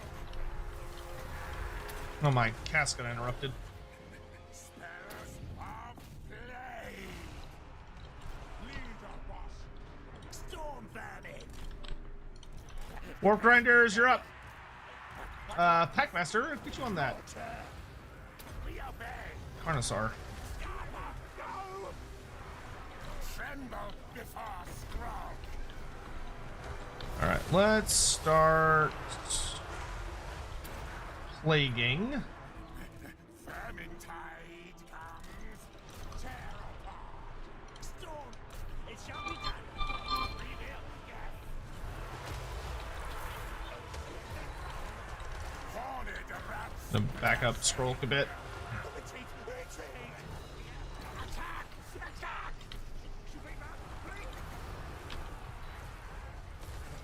Underground. I keep getting knocked over. Law of pestilence. Spell latitude. Death. Kill. Fan rats. Victorac. Council's command. Get back in here! To Mimi!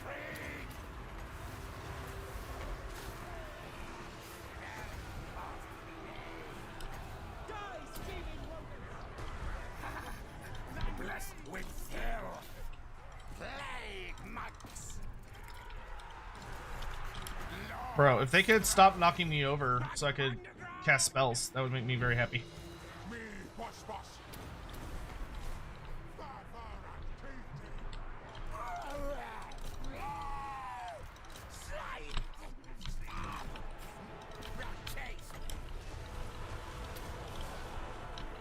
Suffer the clean. Spells of plague.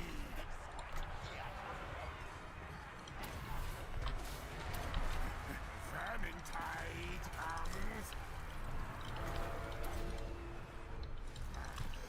Plague. That's a very isolated dragon.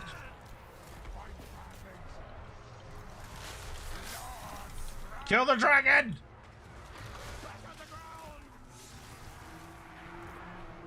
Black Death. Blessed with filth. Law of pestilence. Big creep.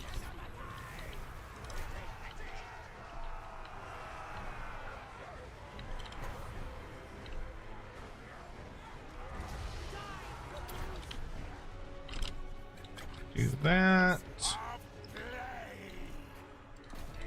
Okay, enemy general's basically dead. Catapults, get back online.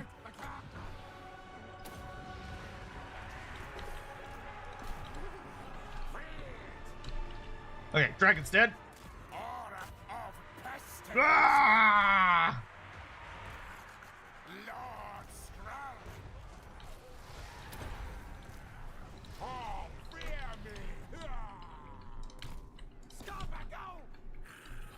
We're good. Plague Lord. It got a little spooky there for a bit, but we're all right. Plague cast. Strongest in class. We just got to deal with this. Our tile's yours. Those chariots are not making me happy. Faster, scurry. Just gotta get this Hydra off the battlefield.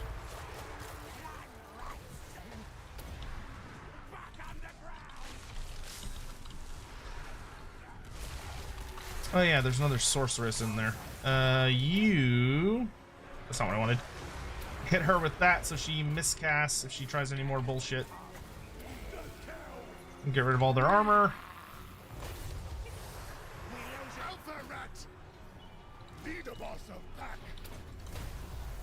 Greatest cunning. Kill her. Come, brothers.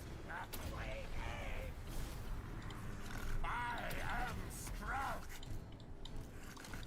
Lord Stroke. Plague marks to me. Me rule one. Hey, get those chariots. Packmaster. Oh, that was painful. Okay. Good. Well, we won. Saw off all those annoying little bastards. Let's summon a last unit here to just swarm over those dudes. Clan of Bay follows me. Me Bad thing about underway fights is the enemy is very good at getting away. That's okay. Lord Stroke.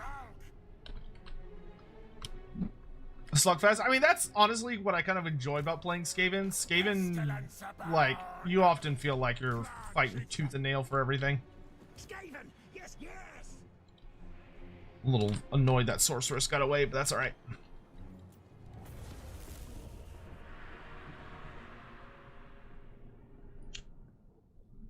The only thing we might have lost is Blight Scabs, which will be a shame. But yeah, they need to do some like serious stat buffs for the Plague Sensor Bearers. Those need to be way, way, way better.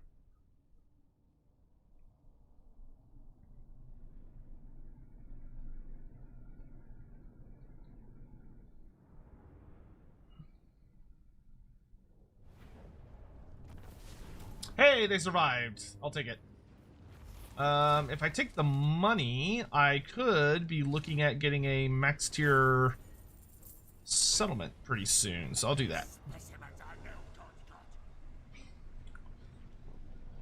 We got the Lucky Arrow and the Scroll of Blood. Oh, we got the Plague Furnace! Yes! Plague Furnace, let's fucking go! Finally! That's what makes those Hero Plague Priests, like, really, really fucking good, is when they finally get their grubby paws on one of those.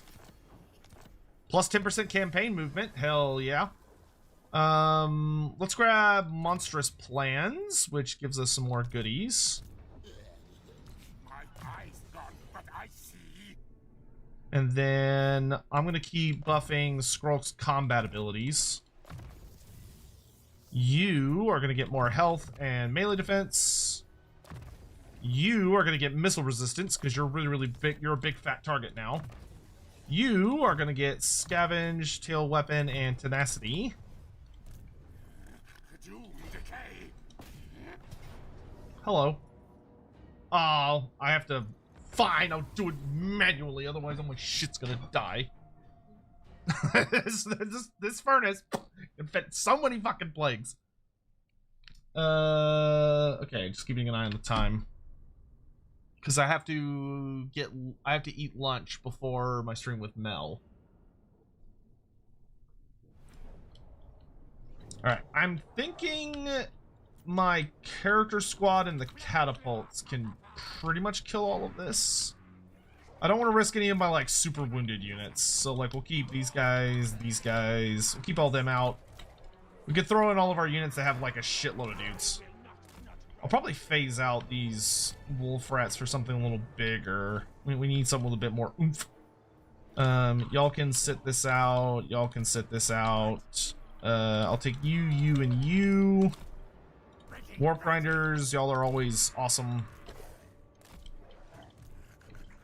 What Daddy really wants is a Hell Pit Abomination.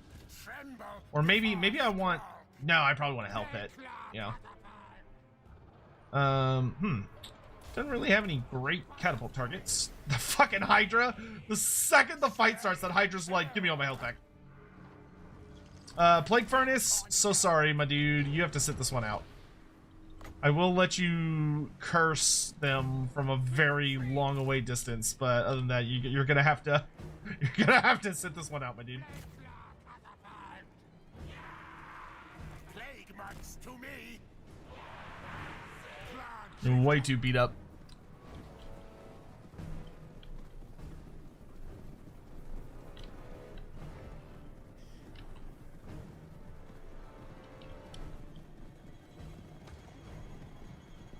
No matter. Well, Scroll technically does have unique skills, but there's not very many of them. It's a very short list. I'm just gonna antagonize his chariots. Ooh, you're rampaging towards me? That's delicious. Warp grinders to the front.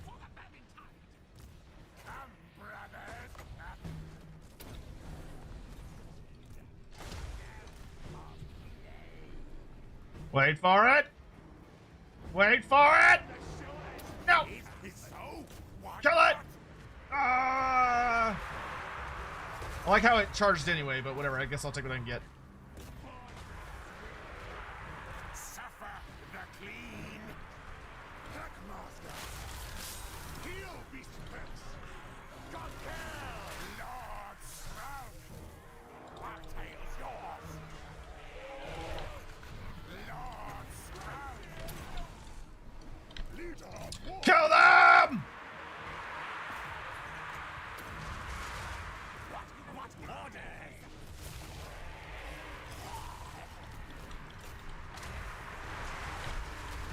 Now, ready now. Warp Rider. Very well. Should we run?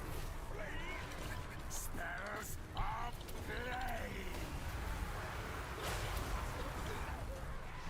blade. Scroll goes flying. Some little bodyguard here. Vermintide comes. What orders? Pirates. I am Stroud. Everybody gets poison attacks. And everybody gets negative armor.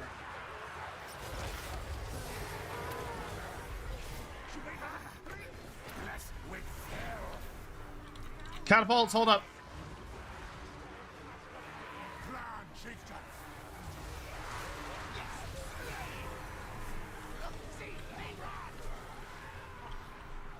Beasts tower tremble. Plague monks. Stone. Don't let her get away. Plague cast.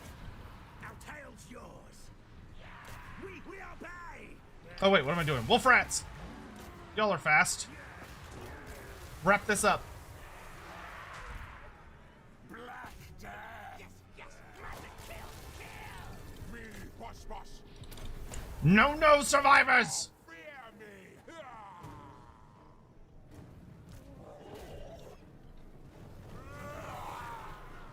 Warlord chose me.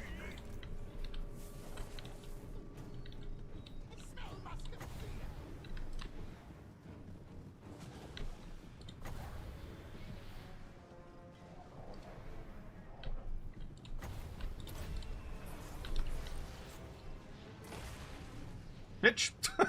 It just bonks her head off. This way. That's super funny.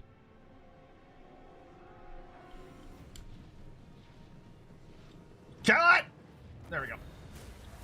Pormesia, thank you very much for the super chat. Can we expect the upcoming Tomb King's Arcane Journal, the Hydra Titan show, be modelized? Will it have a model? No, I doubt it. Because they've said there's no new models coming with those. Well, actually, no, I guess they technically didn't say that, did they? They said Cathay's not getting any other models than Miao Ying. But I don't think we're going to get a Hydra Titan yet. Like, I wouldn't be surprised if the rules for the Hydra Titan are included. but I would be surprised if the actual Hyro Titan... I don't think it's going to get a mini yet, but I do think it's very possible it could get rules. I am the Plague Lord. So you can see here, Skrulk does have a unique tree. So he has Loathsome Appearance, which lets him cause terror. Plague Lord, which if you get the upgraded version, gives him various buffs for Plague Priests, Plague Monks, Plague Claw Catapults. Herald of Decay really sucks, unfortunately. But it lowers enemy control and gives you higher Skaven corruption. Then you got Envoy of the Console is not unique, but Aura Pestilence is unique, which Aura Pestilence gives you a -5 melee attack aura to all enemies in range, which is actually not terrible. Let's get higher speed.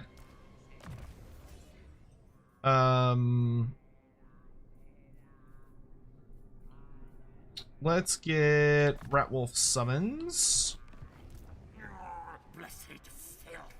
I should yeah, I'm gonna run back to my territory and heal up. Or no, I'll just encamp. We're gonna heal up a bit. We're a little wounded for a big siege. Yoink. These mountains are mine! Grab that. You know what? No, that's fine.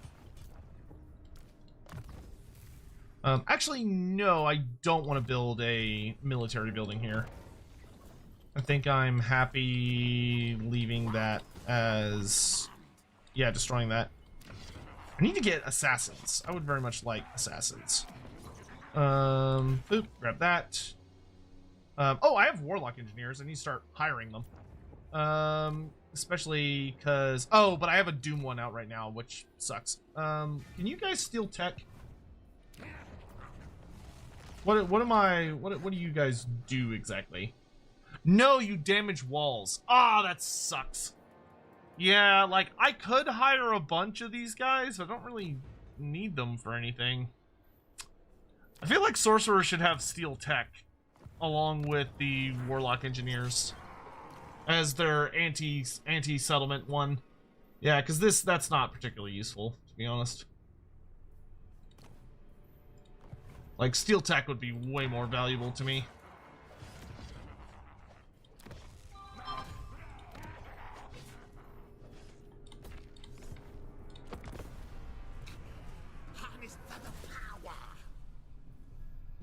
I think I'm going to send Infecteed all the way up to Hexiodal, or Heshuodal, to set up a laboratory.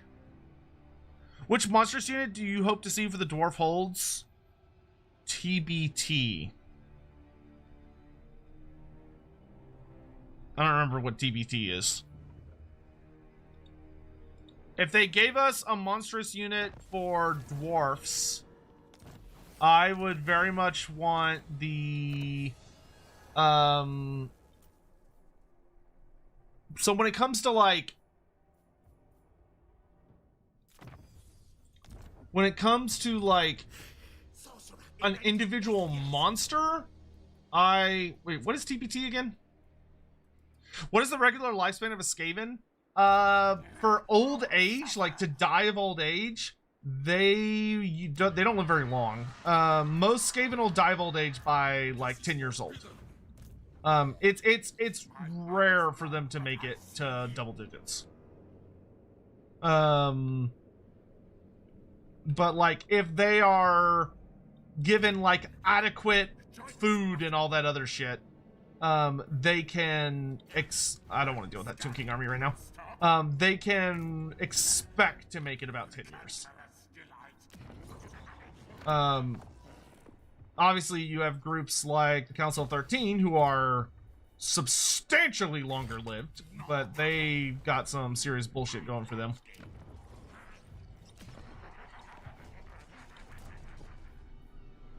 Because most of the Skaven special characters are actually quite old. It's a fair rare few that are older.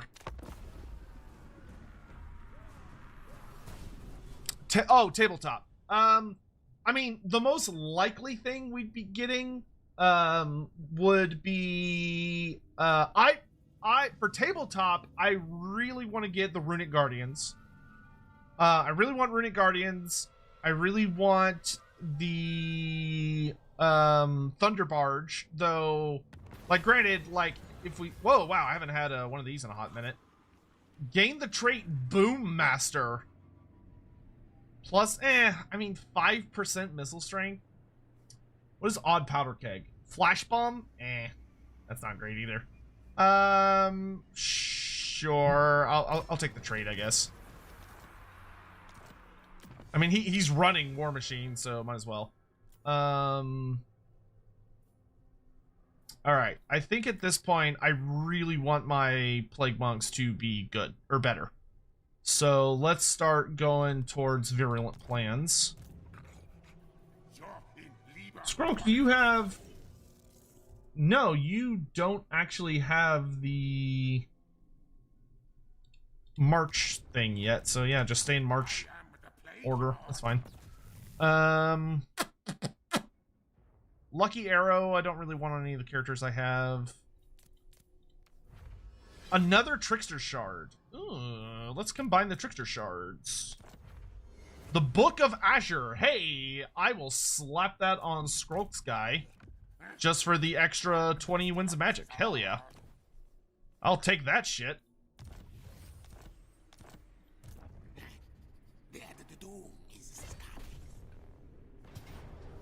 Alright, Mind of the Bearded Skull. Interesting that this one's a Pyrrhic victory. Despite the fact I actually have a pretty overwhelming force. But I got an army that's gonna blast through this place. Like, I am going to fuck it up.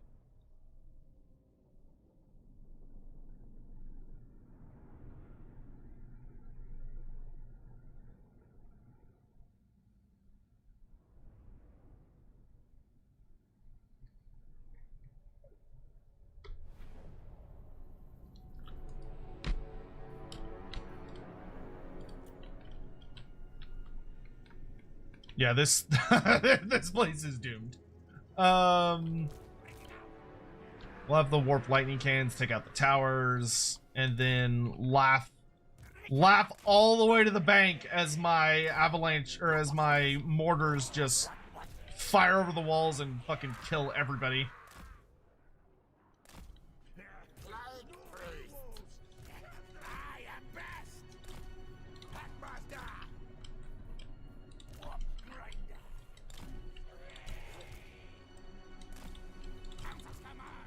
The rest of us are just gonna hang out and wait for the defenders to just die. Because I don't think I even need to go inside, to be honest.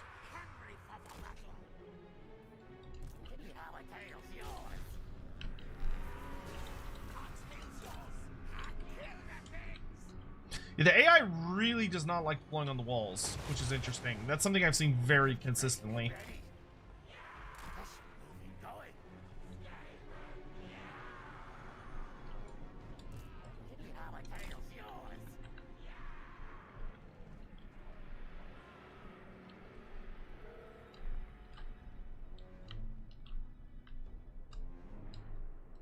Ain't nothing they can do but die. I need to get you barrier somehow, because if you have barrier, you can actually use the Forbidden Rod without just murdering yourself.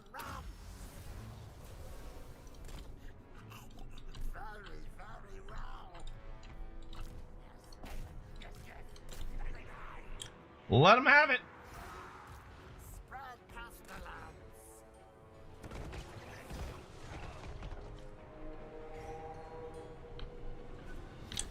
What would you think about Siege becoming or being a blue? Wait, hold on. What?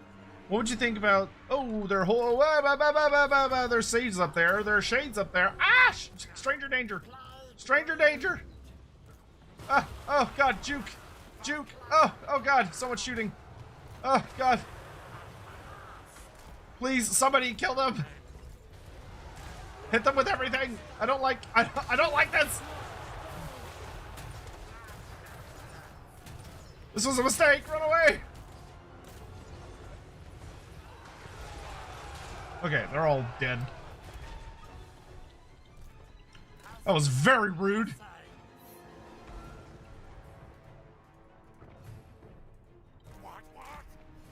Move out of range just to be safe.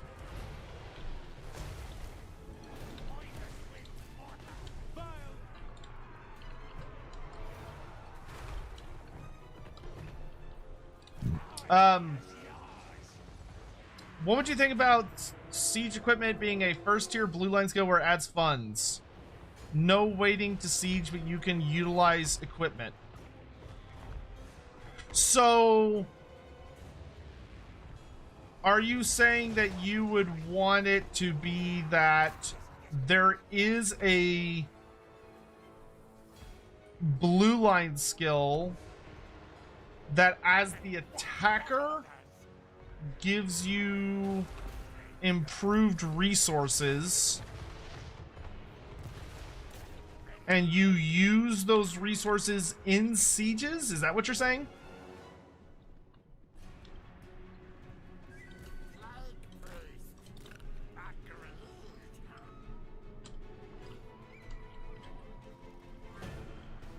Add siege funds to the Lord that would allow them to deploy siege equipment faster.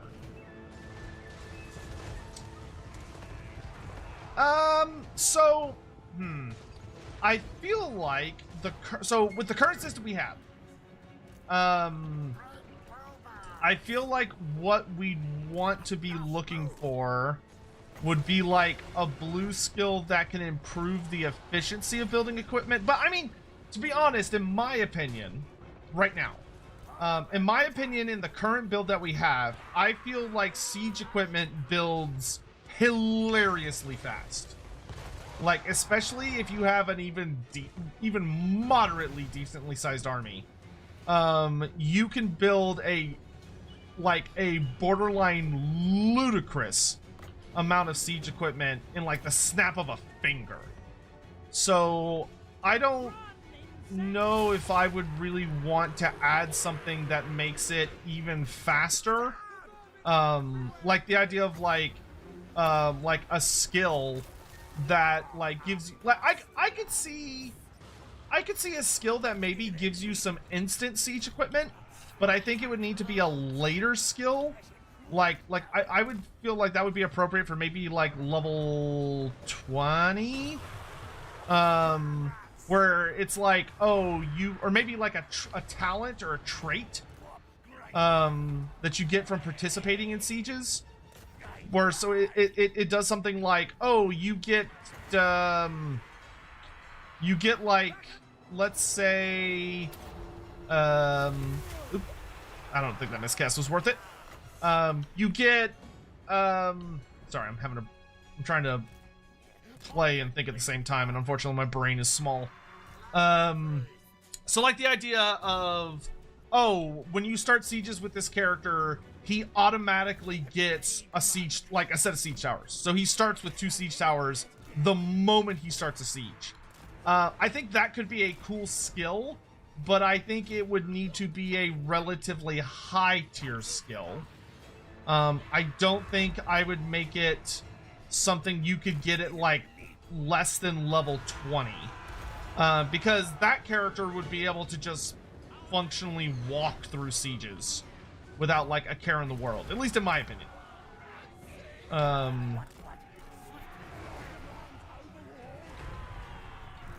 That silly goose is actually chasing me out here. Easy on the friendly fire, dudes.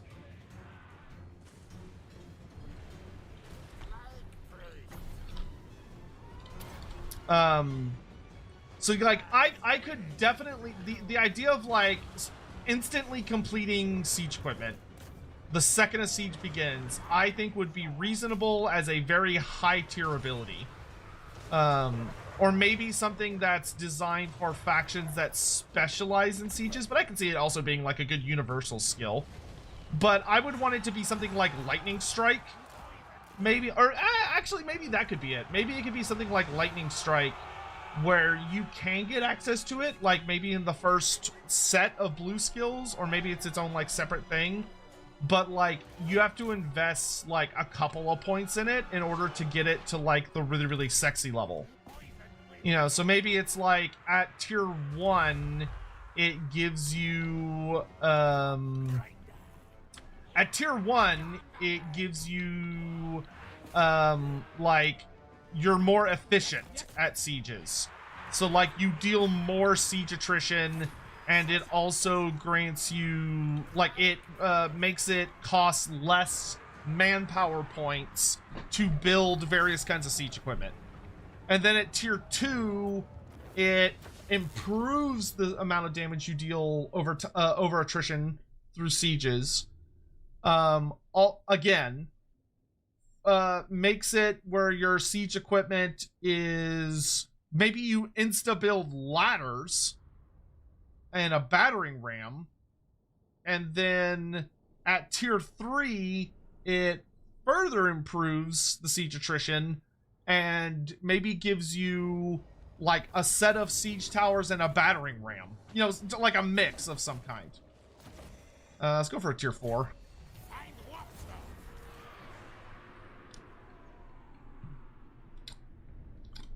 But it could, like, it would depend on how you implemented it. Like, if it's something that's generic to everybody, you'd probably need to make it a very, very high tier skill that requires multiple points to invest to make sure that it doesn't just trivialize sieges immediately. If it's something you're designing to make it like a gradual increase, where it's like, oh, the idea is that you start off humble, so to speak, and then my brain. If the idea is that it goes on specific units, so like I see your comment about like for like the Chaos Dwarf Overseer or the Cathayan Lord, that could be a really good idea. I actually really, really like the idea of using it to try and make lords that are not as competitive more competitive. Like, you know, your characters that maybe tend to specialize a bit more into like being a good general as opposed to being a good fighter, a good caster, allowing those characters to have more speciality. I think there's something there. I think there's some cool ideas. It fucking kills me that the Clan Scryer characters don't have ranged attacks. If we ever get like a big Skaven rework, which it wouldn't surprise me if we do some point in the distant future, I would sell my left nut to give the Warlock Engineer and the Warlock Master some damn range weapons. Because they should have them. Like, come on, they should have them. They should have guns. Give me guns. I want guns. Dwarf engineers get to have guns. Human engineers get to have guns. Where's my damn Skaven guns? Making the towers super quick, but it gives you... Oh, but it makes your army tired because they had to speed build them? Ah, Charlie the Turtle? Now you're thinking. Make a magic item / ancillary for Fozzic's Folding Fortress that insta gives you siege towers. That's a baller idea. Yes. Mornington Crescent, that's a genius fucking idea to put Fozzic's Folding Fortress in the game. I love that idea. That's so fucking cool. How do you fit such a big brain in that head?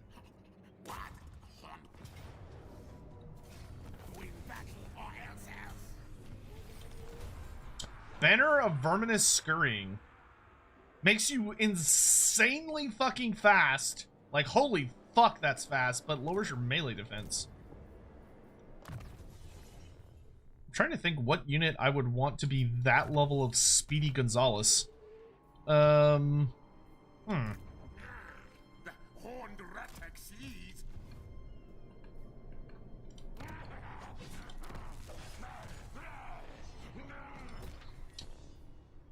You know the easiest way you could tell Skaven have not been touched in like 1,000 years is that they don't have any all of their resource buildings are like garbo. Like, don't give them like all the standard like buffs to various units around the world and things. They're just like super boring, just bland, sad ass buildings.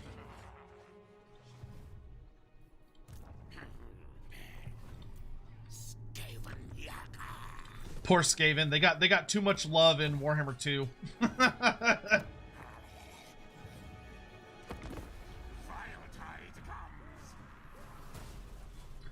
How many Warhammer Fantasy mini boxes would need to be in a stranger's van for you to go in it? Disappointingly small amount, to be honest. Like, listen, I'm not proud of it, but like, I'm just thinking value, right? Like, it would be enough. Like, if a man came out of a dark alley and he had a reason, like he was holding a mixture of Seraphon and Nighthaunt boxes and was like, "Hey kid, they're giving away free Warhammer kits in this dark alley," I would fall for that. I would be the missing person on the milk box so fast. Cause like it's so much value, dude. Like, how do you not fall for that? Anyone who says they wouldn't fall for that is a fucking liar. I'm just saying. I am the Plague Lord.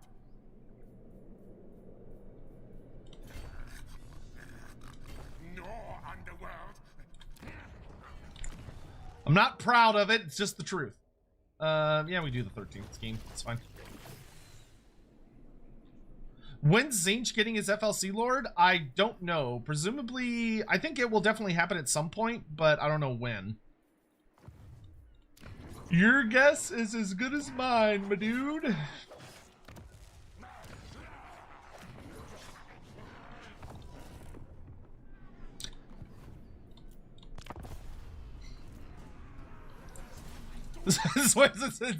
It's so much value that I wouldn't fall for it.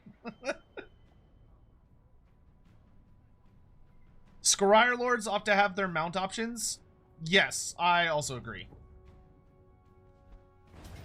Wait, don't they? You know what? Sure, let's put this on a unit of Doom Flayers and let them go nuts. Can't the Scryer Lords already ride Doom Flayers and Doom Wheels? Uh-oh. Why is my Twitch chat buffering? No. Okay, I guess that's fine. Okay, I think it's gonna be better to flee, because we already got the quest, which is what we wanted. So if I flee, I believe that knocks me out of raid stance. Oh, also my buddy Skulltaker's here.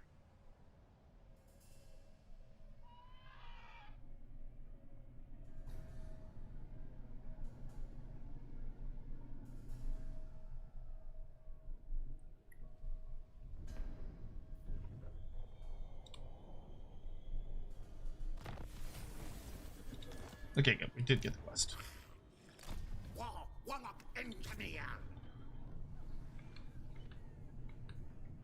Did you go into ambush stance? Because there was like a big army here a second ago, and now it's gone.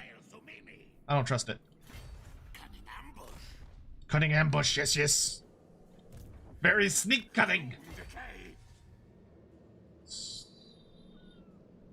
Oh, interesting. If I attack the Golden Colossus, despite the fact that we're enemies, the Tomb Kings will help. Wow, that army sucks. It's not gonna help that much. Oh, wait, no. He's gonna help my... I am so sorely tempted. I am so sorely tempted. Just because it's gonna be hilarious to watch this giant reinforcing army of Tomb Kings just do nothing to help. Like... I have to, right? Like, I know it's not tactically the right decision, but like, how can I pass up such a stupid opportunity? I simply must. I simply must.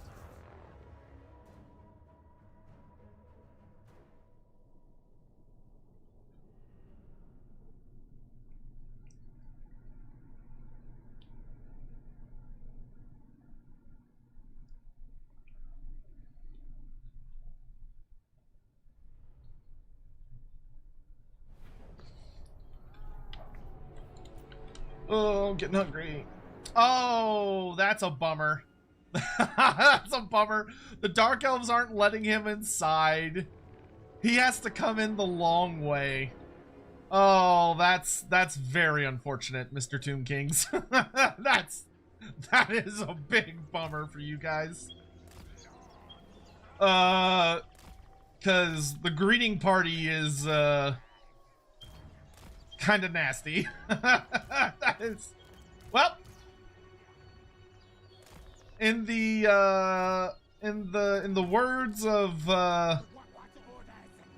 many beloved friends I've had over the years, sucks to suck, Chief.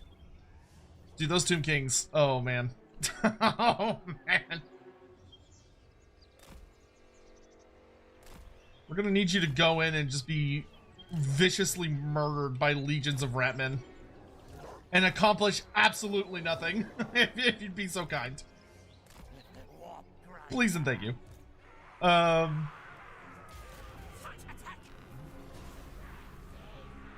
See, this is one of those fights the AI should have started on the walls because they actually could have done something. But, yeah.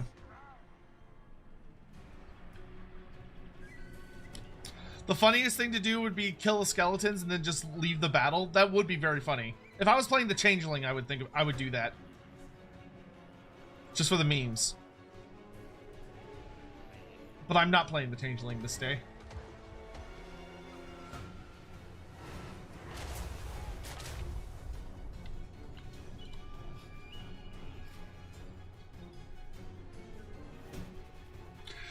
Sotek, could Skulltaker start location have potential as a temple city dedicated to Quan Chi as it's hidden in the mountains?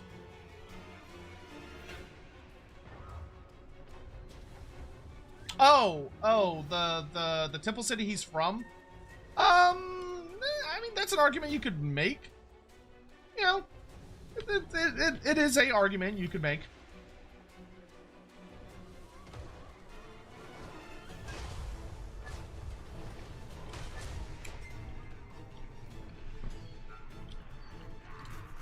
Pestilens abound.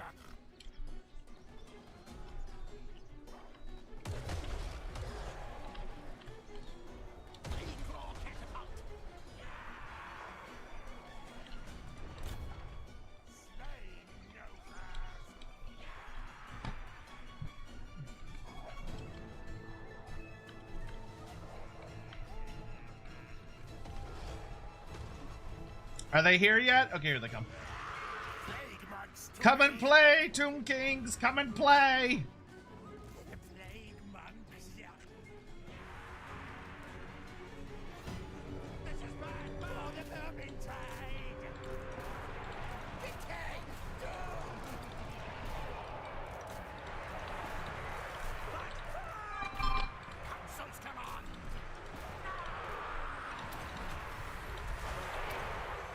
Oh no, I misclicked.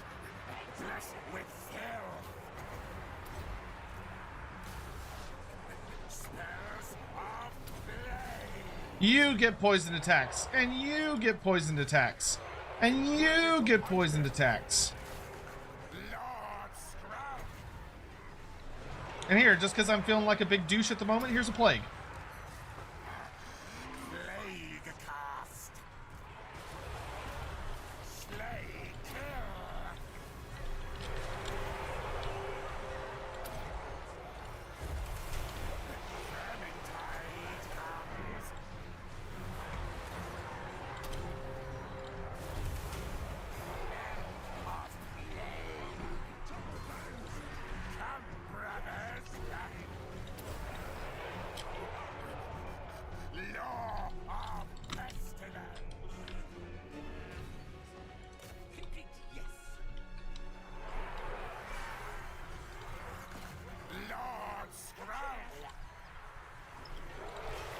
Alright, there goes the curse.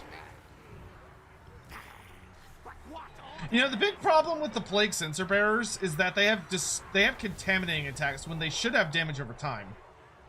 Like, they should have bleed damage, is how they're supposed to work. Which would make them substantially better in this game.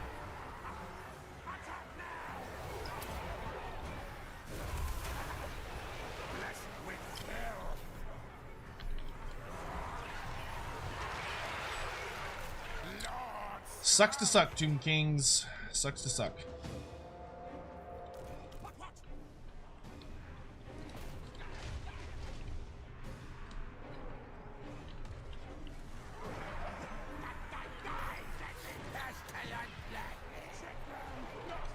Yeah, that should be the big thing they do with Plague Sensor Bearers, is they, like, I'm fine with them having leadership damage as well, but the big thing is they need to have melee attacks that deal damage over time.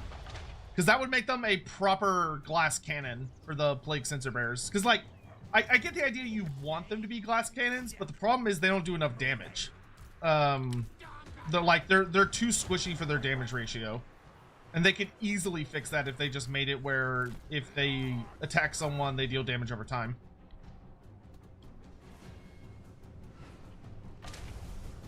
Yeah, fuck your barricades.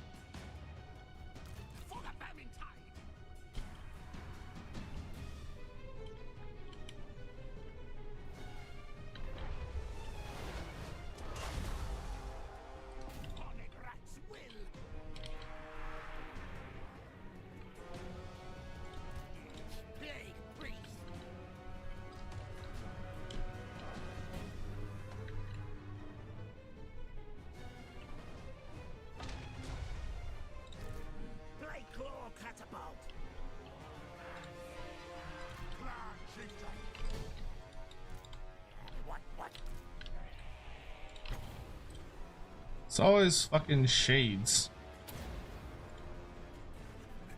Spells of Plague. Plague priest. Watch, watch. Clan advance. Lord Sralk. I'm gonna just run over here. And suck on my Rod of Corruption. Nerds. Get Skrulk away from the wall, just because when the wall blows up, it might just auto-kill him. Does Nurgle show favor to the Skaven in the lore? Not really, no. Suffer the clean. Like, the Skaven are sometimes a useful ally of inconvenience, but you could say that for any of the Dark Powers. Skaven will just kind of work with anybody. They're not particularly picky, but they're also more than happy to betray literally anyone and be a what we might politely refer to as a general nuisance.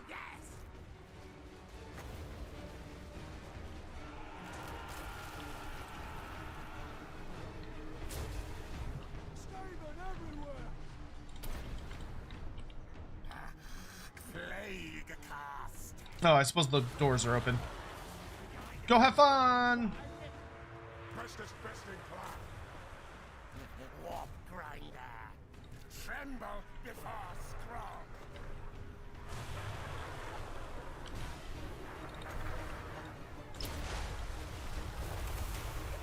Spells of Plague. Clan chieftain. God's grace.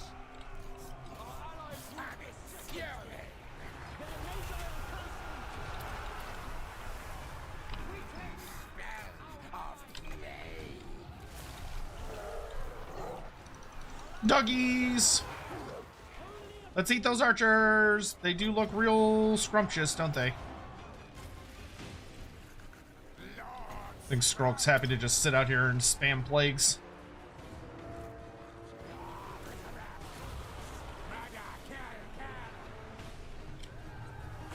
Well, that's nice that the pathing adjusted immediately once I blew a portion of the wall open. That's quite interesting.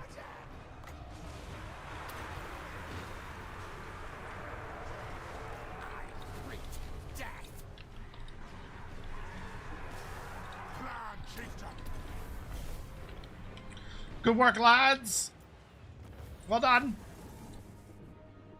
Hey, Sotek, do you think Warhammer has wars that mirror our world? When the writers want them to, yes. Originally, Warhammer took a significant amount of inspiration of just doing one-to-ones. So you had, like, the Great War Against Chaos was very heavily inspired by, like, World War I, World War II. Obviously, you have the Crusades against Araby, which were heavily inspired by the Crusades. And like you had a lot of, if you actually like went and sat down and like read, it would not be unusual to come across a lot of little notes all over the place. Oops, I was supposed to sack that, wasn't I? Yes, I was. Whoopsie, babe. But that being said, it's something that became less and less common as Warhammer grew older. But it doesn't mean you'll never see it. Like, I wouldn't be surprised if every once in a while you'll come across some author who's like, I'm gonna throw in this war because I think this war is super fucking cool, and I'm gonna Warhammerify it. It's like, all right. I would say that would not surprise me, and that would not be unusual to see in the setting. That being said, I don't think it's something that's as common as it used to be.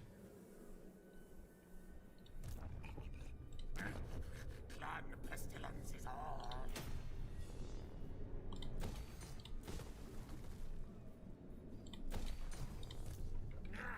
Agreed.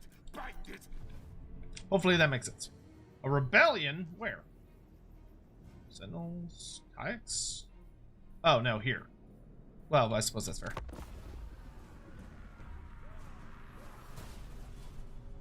What's Altdorf's spring break like? I don't think Altdorf has spring breaks. The age of the rat is here. Here. Tribute is demanded. Dude, fucking Albrecht de Bordelot is apparently going Super Saiyan all over this damn island. Peace? For Dark Elves? No. Oh, how terrible. You didn't see my ambush? Well, sucks to suck. Taste that good. Nom nom nom nom nom nom nom nom nom.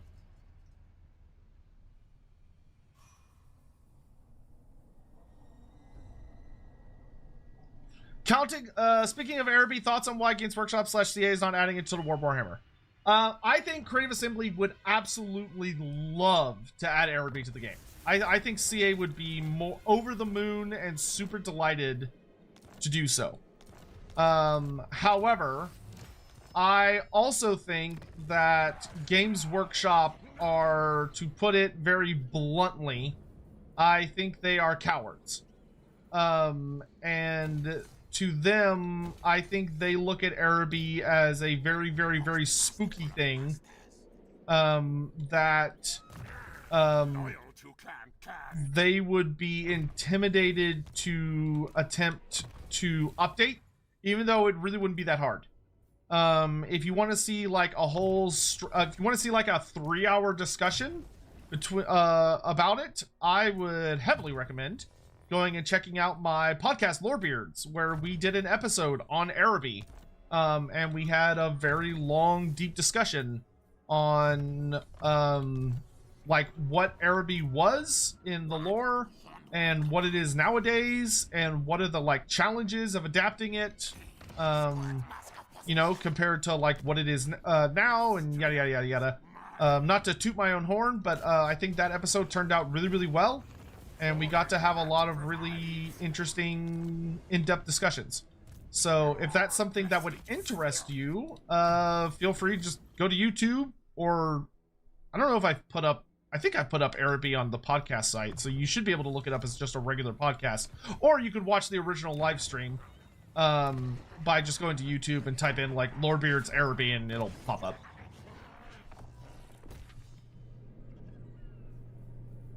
Okay. I think I want to switch out a wolf rat for... Do I want Morse Guitars? What does Morse Guitars Hellion do? He does zap, which... Oh, okay, that's the cooldown. No, I think I want Hell Pit. I think I want a Hell Pit Abomination and maybe like another unit of Rat Ogres. Actually, what I probably really want is a Hell Pit Abomination and then 2 units of Plague Monk Sensor Bearers, but we'll get there when we get there. A bold move. Decay and die.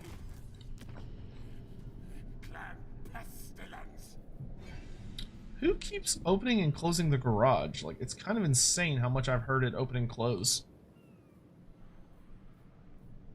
I may need to check on that in a minute if I keep hearing that. That indicates that either the mechanism is freaking out, which would be strange, or somebody in my familia keeps opening and closing it incessantly, which would also be kind of strange, to be honest. So I may need to check that out in a second. How are we doing on items? Pretty good. World's Edge armor is just insane amounts of armor, which is fun. I got the Ranger's Quiver, which is useless, except for on my Master Assassin, which I don't have a Master Assassin Lord yet. I'll probably get one soon. We could combine the Lucky Arrow. The Dawnstone's really good, though. Like, 250 barrier health is nothing to fucking sneeze at. Okay, why don't we combine the Lucky Arrow and the Luckstone? I guess the Obsidian Lodestone is technically better. Because, yeah, it gives you more hit points. So, okay. That could have been worse, I suppose.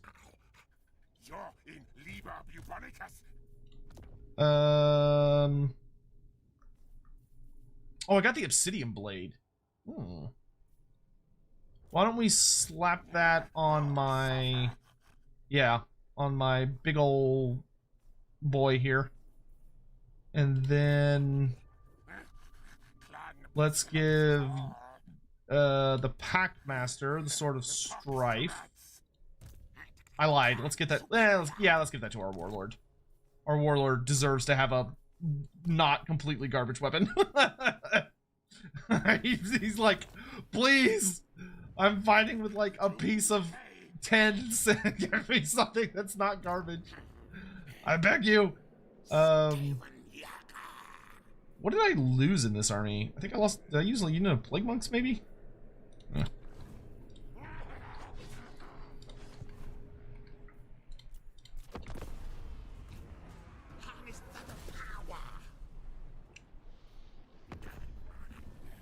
you ever think I would say the Obsidian Lodestone is good? No, I genuinely never thought I would say that because it was trash in tabletop, and it's always been trash. It has always been an absolute butt, just butts, just the most ass item. Do you think we'll ever get a new version of the End Times in multiple books? Maybe in the distant future. I think if the old world was like wildly successful and they got to the point where they like finished the story, I think they do the same thing they're doing with the Horus Heresy.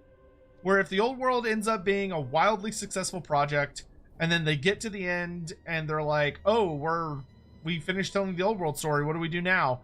They would probably be like, well, just keep moving the timeline forward. And that would inevitably take us to the end times. Yes. Oh, she must have just taken Hexwaddle, but that's fine. I'll still put a laboratory under it. Ready to ravage. Okay, I want you to start working on discoverability reduction. I was hoping they would be worth a bit more. Pestilens stalks.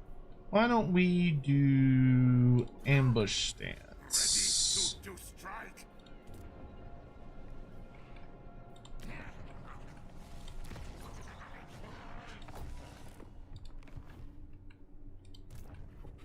I lead.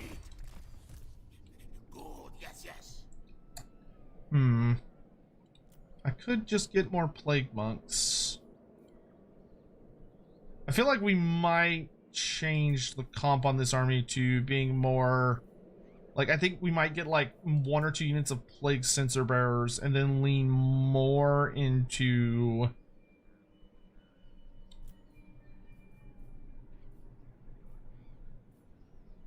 like, Eshin Triads. Because we're about to start fighting Bretonia, and it's just going to be, like, horrific amounts of cavalry. So we're probably going to need to start speccing a bit more anti-large. To be honest. My eyes gone, but I see.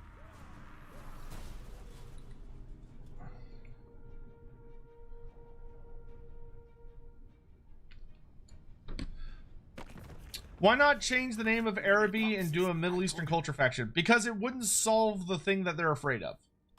That would not solve the problem from GW's perspective.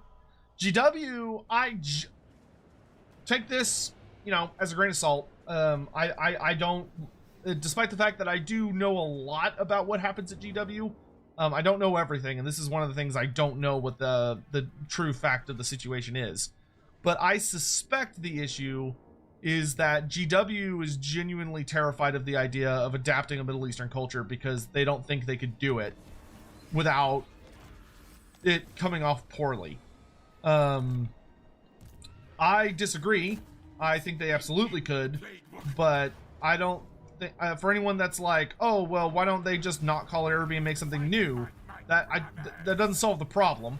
That still result in them ultimately making a Middle Eastern themed culture, which I think they genuinely think can't be done at the moment. Now I'm hoping that the success of like Trench Crusade and Conquest, Last Argument of Kings, and like other strategy games that are openly coming out and taking a lot of inspiration from Middle Eastern cultures and themes, and their success, I hope that that is enough to cause GW to be like, oh, people are buying this and they seem to really like it. Oh, I guess we could maybe do something. That's my hope. But it's impossible to say, because GW is notoriously easy to spook, because they're kind of in a bit of an awkward situation where they almost have like so much success that I don't know how willing they are to like take experiments, or like leaps of faith and yada yada yada. Plus, like, to put it very, very bluntly, I don't think Games Workshop's ever given a shit about like, this is the logical, faithful way we should expand our IP. I don't think they really care about that.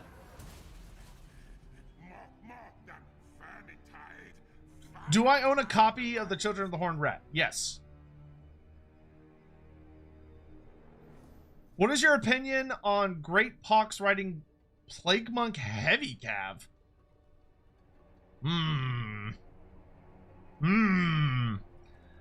Okay, so rat riders are a thing. That is a fact. There is a White Dwarf article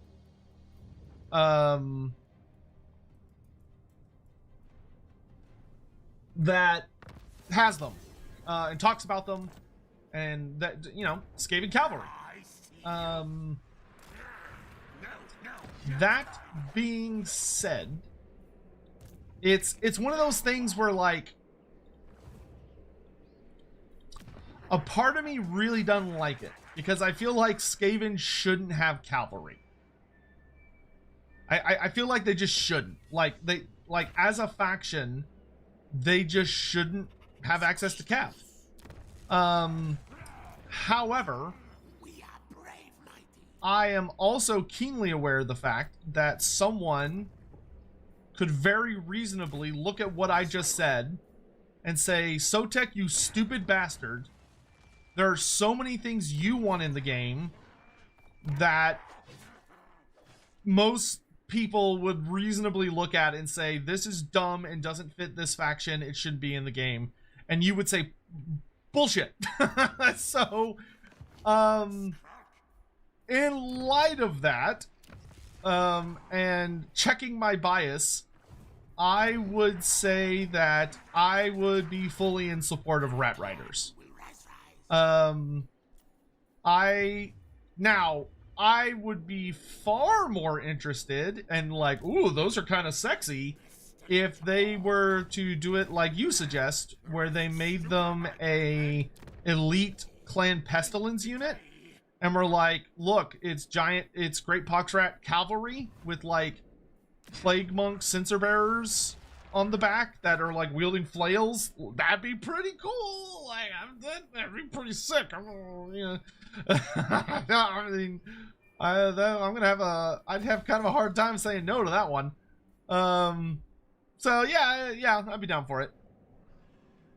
I mean, Skaven have almost they have pretty much everything you can possibly imagine somewhere in their roster.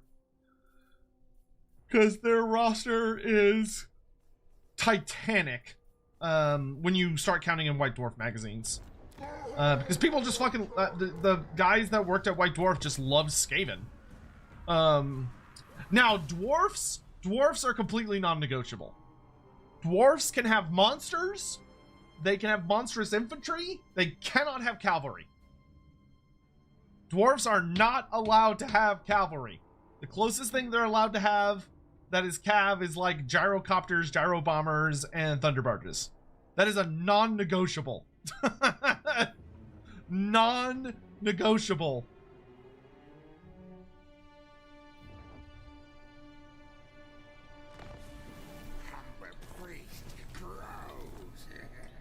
If anyone's ever like, I want to put dwarfs on goats, you have my full blessing to slap them. Not because you're trying to hurt them, but because clearly they've been possessed by a illogical, lore inaccurate devil, and it needs to be purged from their body as quickly as possible. It's for their own safety. What about the beer cart? That's not cavalry. That is a support chariot. Because it wouldn't really be a combat unit. Like, it'd be shit at combat. It's just a buff unit. It's like a Grail relic, which I'm totally fine with. I'm fine with the beer wagon, but that's a support unit, not like a traditional cavalry unit.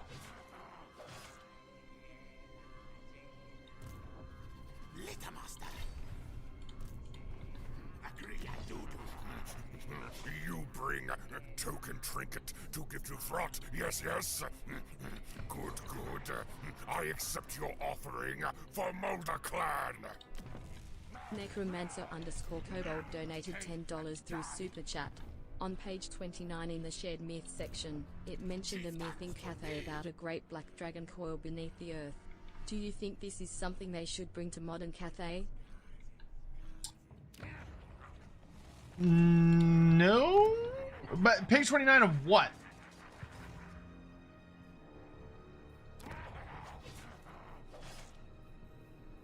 Like what? You gave me a page number, but not a book. What book are we discussing?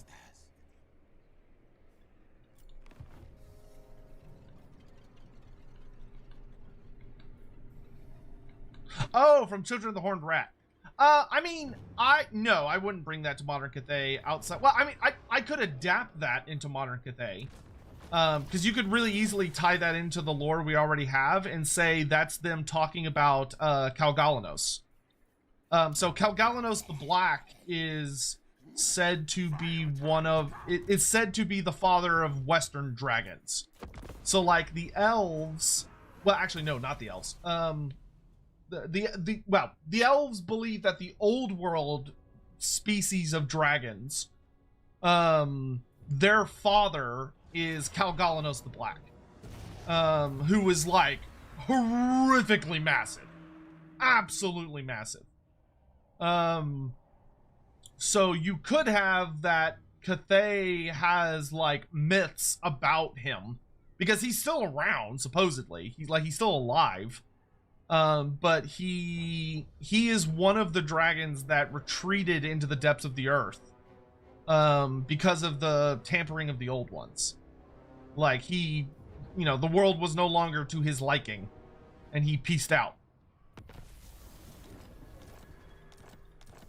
So I would be super cool with taking that mention in the Children of the Great Horned Rat and making it about Calgalanos. Because that would help tie in Grand Cathay and their myths to various subject matter from the rest of the Warhammer world, which is cool, and is like always nice. Okay, why don't I trade out plague monks for 2 censer bearers. And do I want another storm vermin? Like, I feel like I want so much anti-large. Yeah, I'll take another storm vermin. At least until I can get my goddamn help hit. I'm nearly there.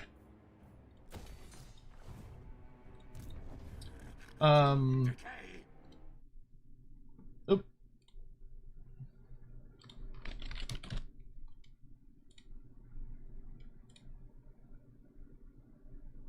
Yep. Okay, actually, I need to call it. In light of time, because I'm gonna be playing with Melizond. Giga _ Golgantz cheered. X100. Could dwarfs have motorbike cavalry? No! No motorbikes. They're not the fucking Leagues of Votann. No. No. They can have runic guardians. They can have big golems, creatures. They can have the shard dragon, so they can have the big shard dragon creature. That's fine. No fucking motor. You know what? You know what? I'll meet you. I'll meet you. They can have the big drill machine. I can't remember what it's called. There's a big there's a big drill tunneling machine that they made that has like a bunch. It's got like a good amount of dwarfs in it. They can have that. That's fine. No, they cannot have motorbikes. How dare you even suggest that? You can't deny the Doom Rollers. Watch me. Watch me. Okay, so I'm gonna go eat lunch. We're gonna raid Mel on okay, so I don't like listening to myself. We're gonna raid Mel here on Twitch. She's super duper awesome. I don't think she's no, she's not streaming on YouTube. She doesn't dual stream for some reason. So YouTube crowd, y'all get sent somewhere else. If Calgalanos is still alive, he must have equal power of a god. Yeah. Yeah, he'd be pretty terrifying. He would be, he's probably asleep, but he would likely be an absolute fucking nightmare. All right, anyway. So, I hope you all have a lovely day. I'm going to send you all off on raids in various places. YouTube, y'all can go hang out with Anticity. How about that? And then Twitch, y'all are going to go hang out with Mel, who I'm going to play with after I eat lunch. So, please be kind. Please be nice. Her model is so fucking awesome. It's so fucking sexy and great and cool.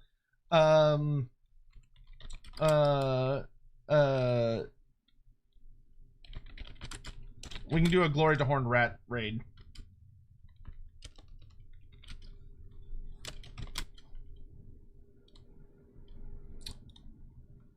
Mel actually plays Vermintide. We're probably going to play some Vermintide with her in the very near future, but I think today we're playing like Helldivers or Peak or some other shit. There you go. There's a raid message for y'all. Anyway, I'm going to get out of here. I'm going to go eat lunch. I'll see you guys later. Thanks for watching. Bye. I'll be streaming on Twitch in about 45 minutes. If anyone wants to join, I'll stream on Twitch for that. I don't think I'll stream on YouTube, but I'll stream on Twitch. So if you want to come hang out with me later, feel free to come back here and just keep an eye out. But behave yourselves. Have a good day. Bye-bye.